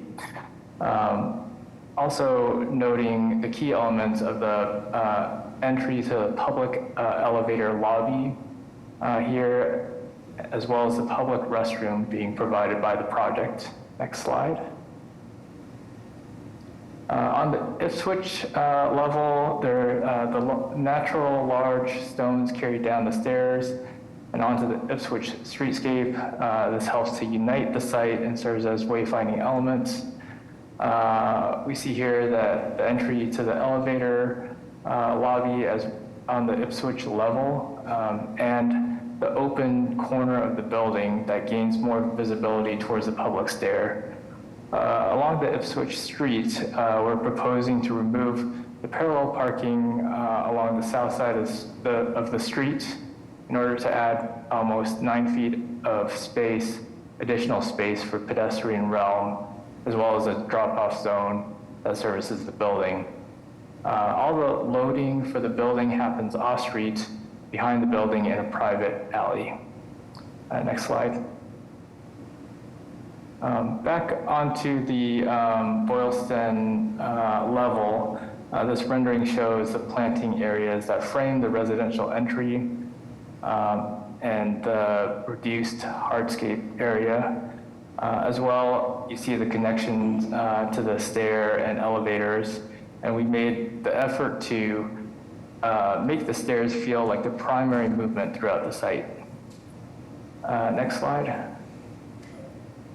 Along the public stair, we've broken down the scale of the stair wall by introducing the lower seating element, planter element, that matches the language of the historic wall. We've also pulled back the upper wall and introduced a second layer of vegetation.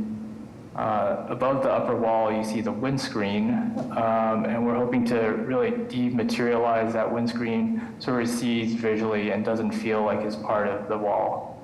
On the other side, on the building side, the modifications to the corner really opens up that corner, makes the public stairs feel more visible and connected to the streetscape.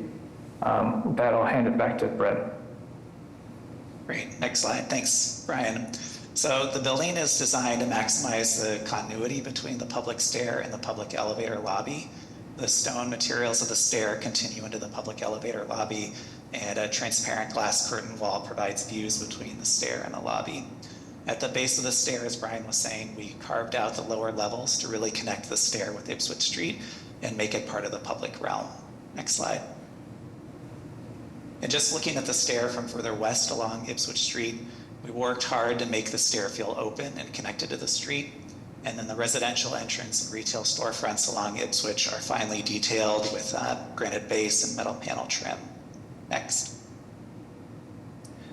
Then moving up to Boylston Street, we very carefully studied the pattern, the materials, the variety of the neighboring pre-war buildings to inform the design of our building along this frontage. Next slide. So the Boylston wing of the proposed building is very carefully calibrated to align with the neighboring parapet, and the brick and stone facade continues some of the major horizontal lines from the pre-war buildings. We've broken the facade into vertical bays to continue the dominant architectural character along Boylston Street. Next slide. And moving further along Boylston Street to the Boca Overpass intersection, you can see how the massing of the building steps back from the park edge as it gets higher. The lower Boylston wing is detailed with warm earth tone bricks and sandstone to blend with the neighbors. And the taller portion of the building is detailed with lighter toned bricks with projecting courses at the base to create more texture and variety where the building meets the ground. The taller section also picks up on the theme of breaking the facade into vertical bays with angled faces that will catch the light in different ways throughout the day. Next slide. Looking at the building from across the Muddy River and the Back Bay Fens, the stepped massing of the building is the most apparent. And at each terrace, landscaping on roof decks will help carry that image of greenery and open space up the height of the building. Next slide. And just continuing around the building with the view from Lansdowne Street, the tower forms a nice terminus to the street, while the stepped massing allows for more distant views to the Prudential Center beyond. Next slide. And then finally, the view from the Boca Overpass coming from Storrow Drive. The building marks this important gateway to the Fenway neighborhood.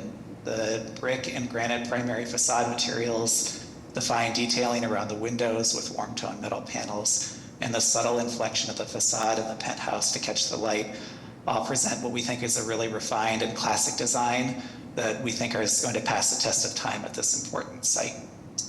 And I'll hand it back to David for the next slide. Thank you. Thanks, Brett.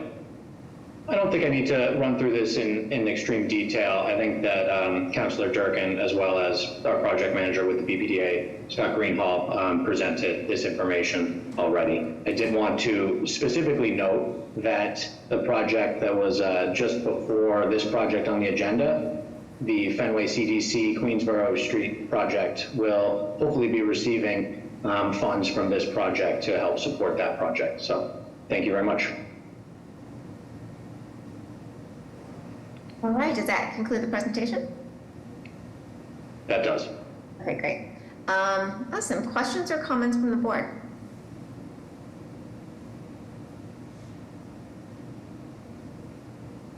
I think this is a really nice addition to that site, and a vast improvement over what has been there all these years, and I think it ties in very nicely with the improvements going into the overpass.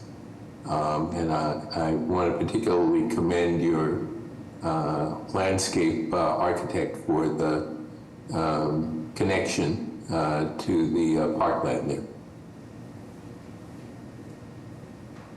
Yeah, I second that. that public stairway, like it looks like it's gonna, like it's public. So I really appreciate the intentionality that you guys made with just the design and the landscaping. Just really cool. Okay, any other questions or comments? Through the chair, I would just like to say yes. Coming from the stairway, I'm very familiar with the stairway, but coming up onto Boylston and, you know, the way that the architectural team tries to blend in with the existing buildings on that side, I definitely appreciate that. I bet you a lot of other people do as well. And this, with the step back as well, that definitely helps, keeps the rhythm on the Boylston side. And I do like the look from the Lansdowne point of view too, to see, you know, a strong structural building in the background. So I definitely like what you have all done. Cool. Additional questions or comments? All right, hearing and seeing none, a motion is in order. So moved. Second.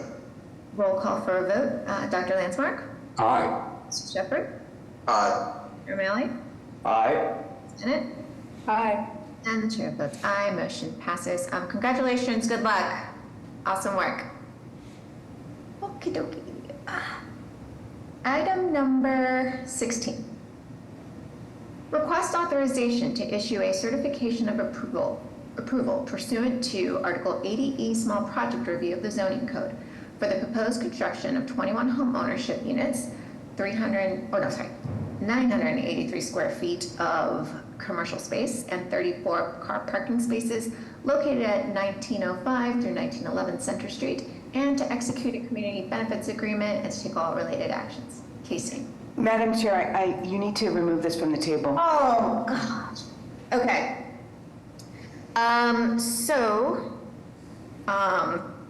There was, let me just go back to my thing. So this agenda item was tabled. So this board action for the 1905 through 1911 Center Street project in West Roxbury was scheduled to be held on June 13th, 2024. Dr. Landsmark moved and the board voted to table the proposed actions for further consideration. And at this time, I move to take from the table the proposed actions for consideration. I'm asking for a second. Second. Okay. Okay, roll call for a vote. Dr. Landsmark? Aye. Mr. Shepherd? Aye. Mr. O'Malley? Nay. Ms. Bennett? I'm sorry, I need clarification. This is just untabling so that it can be considered again? Yes. Okay. Aye. And the chair votes aye, motion passes. Okay, now I'm going to reread the agenda item that was just removed from the table. Okay. So request authorization to issue a certification of approval pursuant to Article 80E Small Project Review of the Zoning Code for the proposed construction of 21 home ownership units, 983 square feet of commercial space, and 34 car parking spaces located at 1905 through 1911 Center Street, and to execute community benefits agreement and to take all related actions. Casey. Thank you, and good evening, Madam Chair, members of the board, Secretary Paul Hemis, and Director Jemison. My name is Casey Hines, Senior Deputy Director of Development Review here at the Planning Department. We're once again before you to discuss the proposed project in 1905 to 1911 Center Street, West Roxbury, which includes 21 residential units and ground floor commercial space. As you know, after a full presentation by staff and the proponent last month, there remain some outstanding questions, and therefore the item was tabled. Staff have been working closely with the development team over the last few weeks to address all of your concerns. Tonight, we would like to take the opportunity to walk through each of them. We would first like to address the letter that the Chief of Streets sent to the board on behalf of the Public Improvement Commission. The letter flagged that a member of the development team, Mr. Gary Martell, had outstanding commitments on a nearby project at 100 Weld Street. It has been clarified for us that while Mr. Martell is listed as the permitting and construction consultant for the 1905 Center Street project, he is not one of the proponents and he has no ownership interest in the project. Anthony and Claudio Delizia are the only proponents for the Center Street project. While we share in the Chief's frustration regarding the unfulfilled mitigation on the nearby project, We acknowledge that these are two separate projects with separate ownership structures, and therefore they cannot be tied together. Additionally, it is our understanding that Mr. Martell is working with the Public Improvement Commission to rectify the current conditions at the Weld Street site. Additionally, during the initial presentation last month, this board called attention to the lack of affordability in the proposal. Again, while the staff share your concerns in this respect, we must acknowledge that this is a zoning compliant project, therefore it does not trigger the inclusionary development policy. As you know, currently an IDP contribution is only required for projects over 10 units and in need of zoning relief. While it is common practice for projects to voluntarily comply, it is not mandatory. It's important to note that this situation will be avoided in the future with the implementation of inclusionary zoning, since all projects over 7 units, regardless of the need for zoning relief, will be required to support income-restricted housing. Finally, we want to acknowledge that there are still community concerns about this project, as you have seen in the letters in your board package. Specifically, there are abutters who have retained an engineer to review the plans which have been presented to ISD. ISD is the city department responsible for determining if the project is zoning compliant, and they are confident in their decision. It is worth noting that both the BPDA and ISD participated in mediation in land court regarding this project, where ISD worked extensively with the proponent and confirmed that all measurements and plans submitted are accurate. As part of the mediation agreement, the BPDA was required to host an additional public meeting, which was held on May 22nd, and then bring the project before this board for your consideration, given that it has fulfilled all requirements set forth in ADE. We appreciate your diligence in raising these issues last month, and we hope that this update provides clarity. Given the specific constraints in this unique situation, we urge you to support this project tonight. Chris Tracy, Vice President of Nail & Associates and representative of the proponent, is in attendance should you have any additional questions. Thank you. Okay, thank you, Casey. Any questions or comments from the board? Well, I just want to thank you for clearing all those items up, and again, I appreciate the work and then all of the thoroughness of your presentation on those items today. So there are no other questions or comments. A motion is in order. So moved. Second. Roll call for a vote. Dr. Landsmark? Aye. Mr. Shepherd? Aye. Mr. O'Malley? Nay. Ms. Bennett? Abstain. And the chair votes aye. Motion passes. Thank you, Casey. Okay. Item number 18. Request authorization to assign existing affordable housing agreements, affordable housing agreement and restrictions, and all other relevant documents related to the Inclusionary Development Policy Program to the Mayor's Office of Housing. Devin. Madam Chair, members of the board, for the record, I'm Devin Burke, Deputy Chief here at the Planning Department. I'm here today with an item that represents an important step forward in our continued efforts to improve the oversight and delivery of affordable housing here in Boston. For background, the Inclusionary Development Program, or IDP, was created through a 2000 executive order by Mayor Thomas M. Menino and subsequently amended several times. Last year, as most of you know, the Zoning Commission passed inclusionary zoning, and this new zoning will replace the IDP policy when it takes effect, which is planned for August 1st of this year.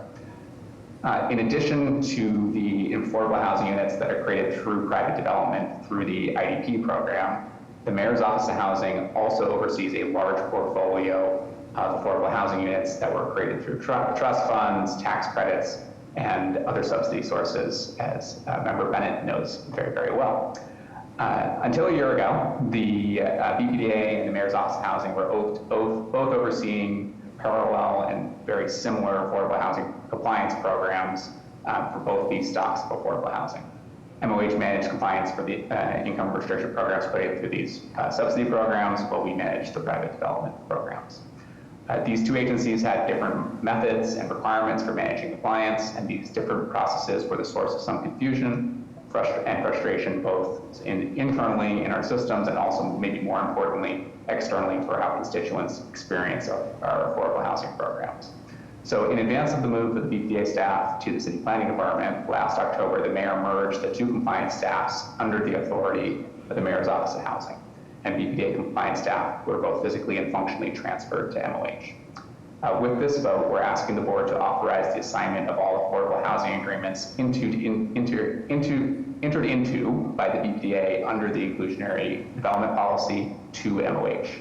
This common management will not only improve the delivery of the program, but also ensure that constituents seeking affordable housing in our city experience a common set of rules and policies, regardless of the type of affordable housing unit that they are seeking. Thank you, and I'm happy to answer any questions. Nevin, any questions or comments for the board? All right, hearing and seeing none, a motion is in order. So moved. Second. Roll call for a vote. Dr. Landsmark? Aye. Shepherd? Aye. Chair O'Malley? Aye. Ms. Bennett? Aye. And the chair votes aye, motion passes. Thanks, Devin. Thank you very much. Item number 19, request authorization to extend the downtown office to residential conversion incentive pilot program and related procedures until December 31st, 2025, and to adopt the demonstration project policy for successful applicants. John. Good evening. Thank you, Chair Rojas, members of the board, Chief Jemison, Secretary Polimas. My name is John Weil, and I'm the Senior Program Manager for Downtown Office to Residential Conversion Program. Next slide, please. I'd like to spend a few minutes now to take you through a brief presentation providing a summary update on the Downtown Conversion Tax Abatement Program.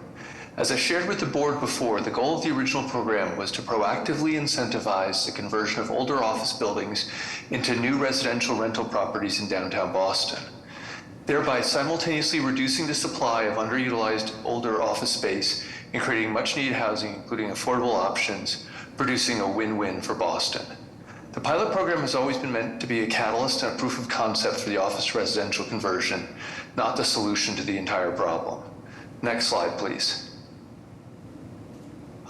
Just to give a brief overview of the timeline, which some of you have seen before, back in 2020, Plan Downtown identified office to residential conversions as a potential solution for the city of Boston. Fast forward to July 10th, 2023, post-pandemic, Mayor Wu announced the launch of the program. On October 12th, 2023, the BPDA board adopted the demonstration plan area for the 121B pilot program, thereby launching it. Then in March 14th, 2024, the BPDA board granted Article 80 approval for the first conversion project, 281 Franklin Street. In June of 2024, the building permit for the same project, 281 Franklin Street, was issued, capping the approval and permitting process in an expedited fashion. And finally, as we get to July 2024, where we stand today, we have 10 applications submitted to date. Next slide, please. The initial program of the progress of the program has been very positive. We have received 10 applications to create 489 units of housing across 14 buildings, converting almost 500,000 square feet of older office space, exceeding the initial goals of the city. This progress includes creating 98 affordable units on site at 20% of IDP, consisting of 84 units at 60% AMI and 14 units for Section 8 voucher holders. Originally slated to end on June 30th, 2024, applications will now be extended on a rolling basis through December 2025, with approvals given. Applicants must commit to a full building permit and start construction by December 31st, 2026 in order to get much needed housing built as fast as possible. And just for the board's edification, the image showing here on the left is 95 Berkeley Street, one of our more recent applications to the Downtown Conversions Program. Next slide, please. In terms of the extension of the program is fairly straightforward. The program, as I stated, was originally scheduled to sunset on June 30th, 2024. The importance of extending this program by an additional 18 months through December 2025 is to continue directly to support owners and developers of older underutilized office buildings and converting to new residential units, as the need remains keen in the market today in Boston. The program would continue to offer the 75% average tax abatement for 29 years, and it would be supported by city resources to help move the projects forward. As before, the projects must comply with the IC requirements of 20% on site as well as the stretch code for green energy. But the extension of the program would be through December 2025, with projects must be fully permitted within 1 year of application. And there is still a 2% transaction charge in the event of sale. However, that will just be for the first 5 years of the program. We are excited by the opportunity of extending the program, and what it offers through envisioning and revitalizing downtown Boston. Thank you for your time this evening, and do you have any questions? Okay, thank you. Questions or comments from the board?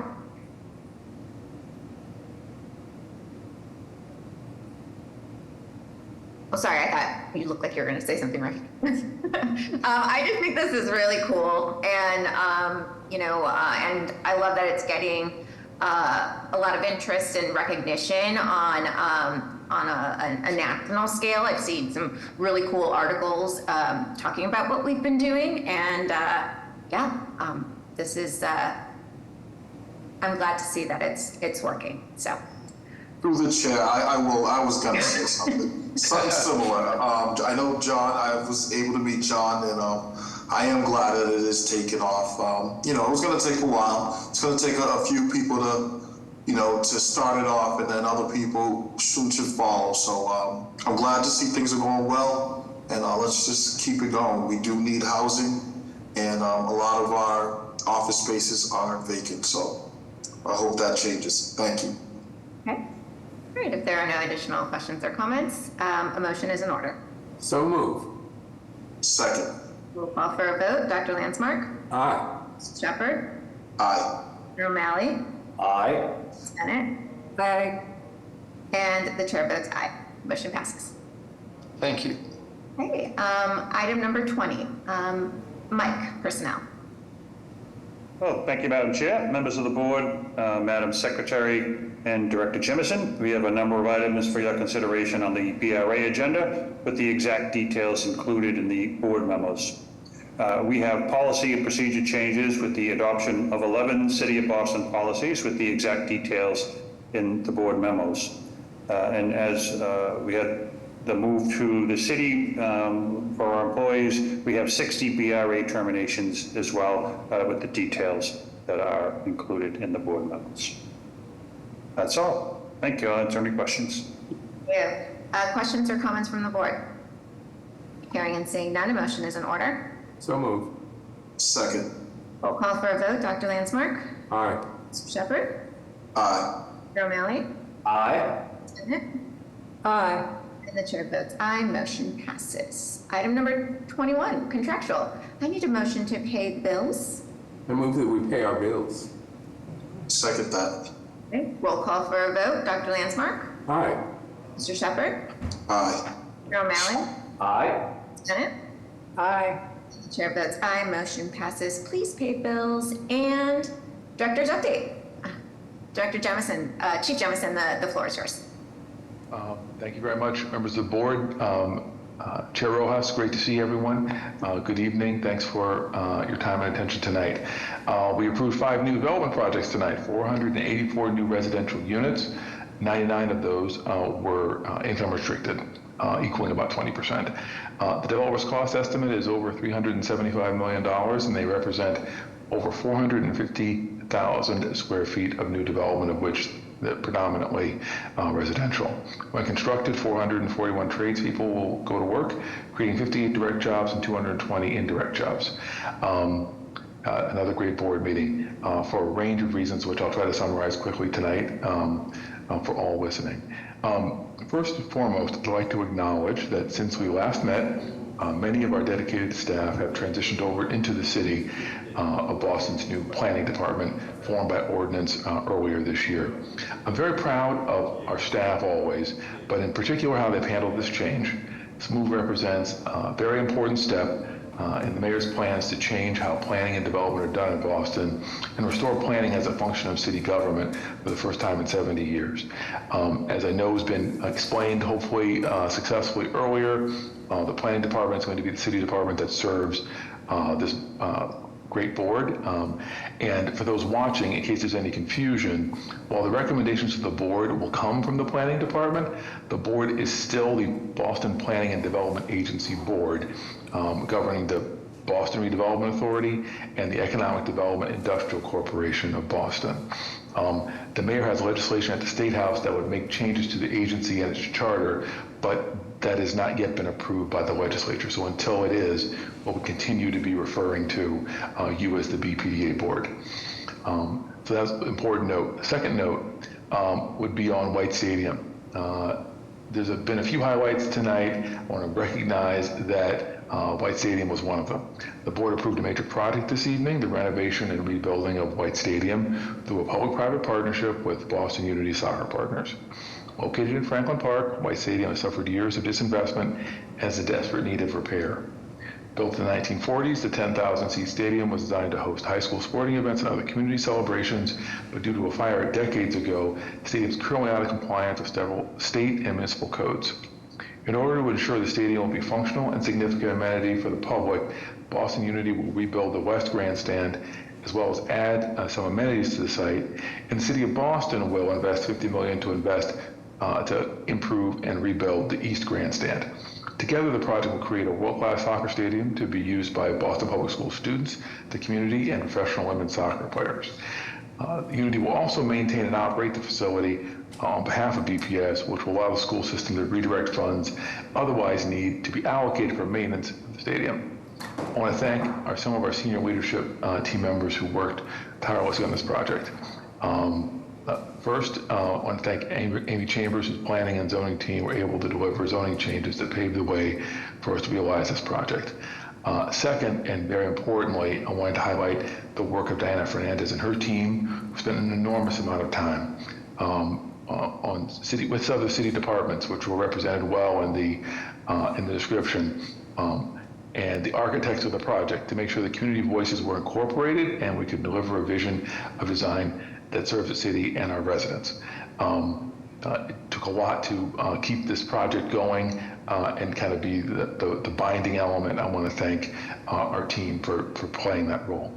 This project would not have been possible without the work of staff across the city, held more than 50 public and small group meetings and thousands of public comments over the last 2 years, and then made revisions in response to the feedback that we received from the community. Proud of the engagement and look forward to seeing the White Stadium become the world-class facility that Bostonians deserve. Finally, I just wanted to highlight a couple of Fenway developments.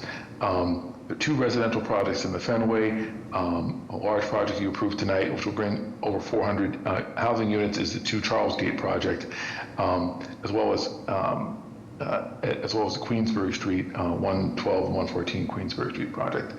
I'm excited to see so many new homes that will be built in this neighborhood. I want to thank the staff and community who've been involved in both these projects. Members of the board, thank you for taking the crucial votes tonight. I know you have to, we bring a lot of interesting and challenging and exciting votes to this board every month. I appreciate your diligence, questions tonight, and I'd like to pass it back to you, Chair Rojas, with my thanks. Thank you, Chief Jemison. All right, that's it. So I just need a motion to adjourn this meeting. So moved. Second. Roll call for a vote. Dr. Landsmark? Aye. Mr. Shepherd? Aye. Mr. O'Malley? Aye. Ms. Bennett? Aye. And the chair votes aye. Motion passes. Thanks, everyone. Great meeting, and we'll see you next month. Good night. Thanks, guys.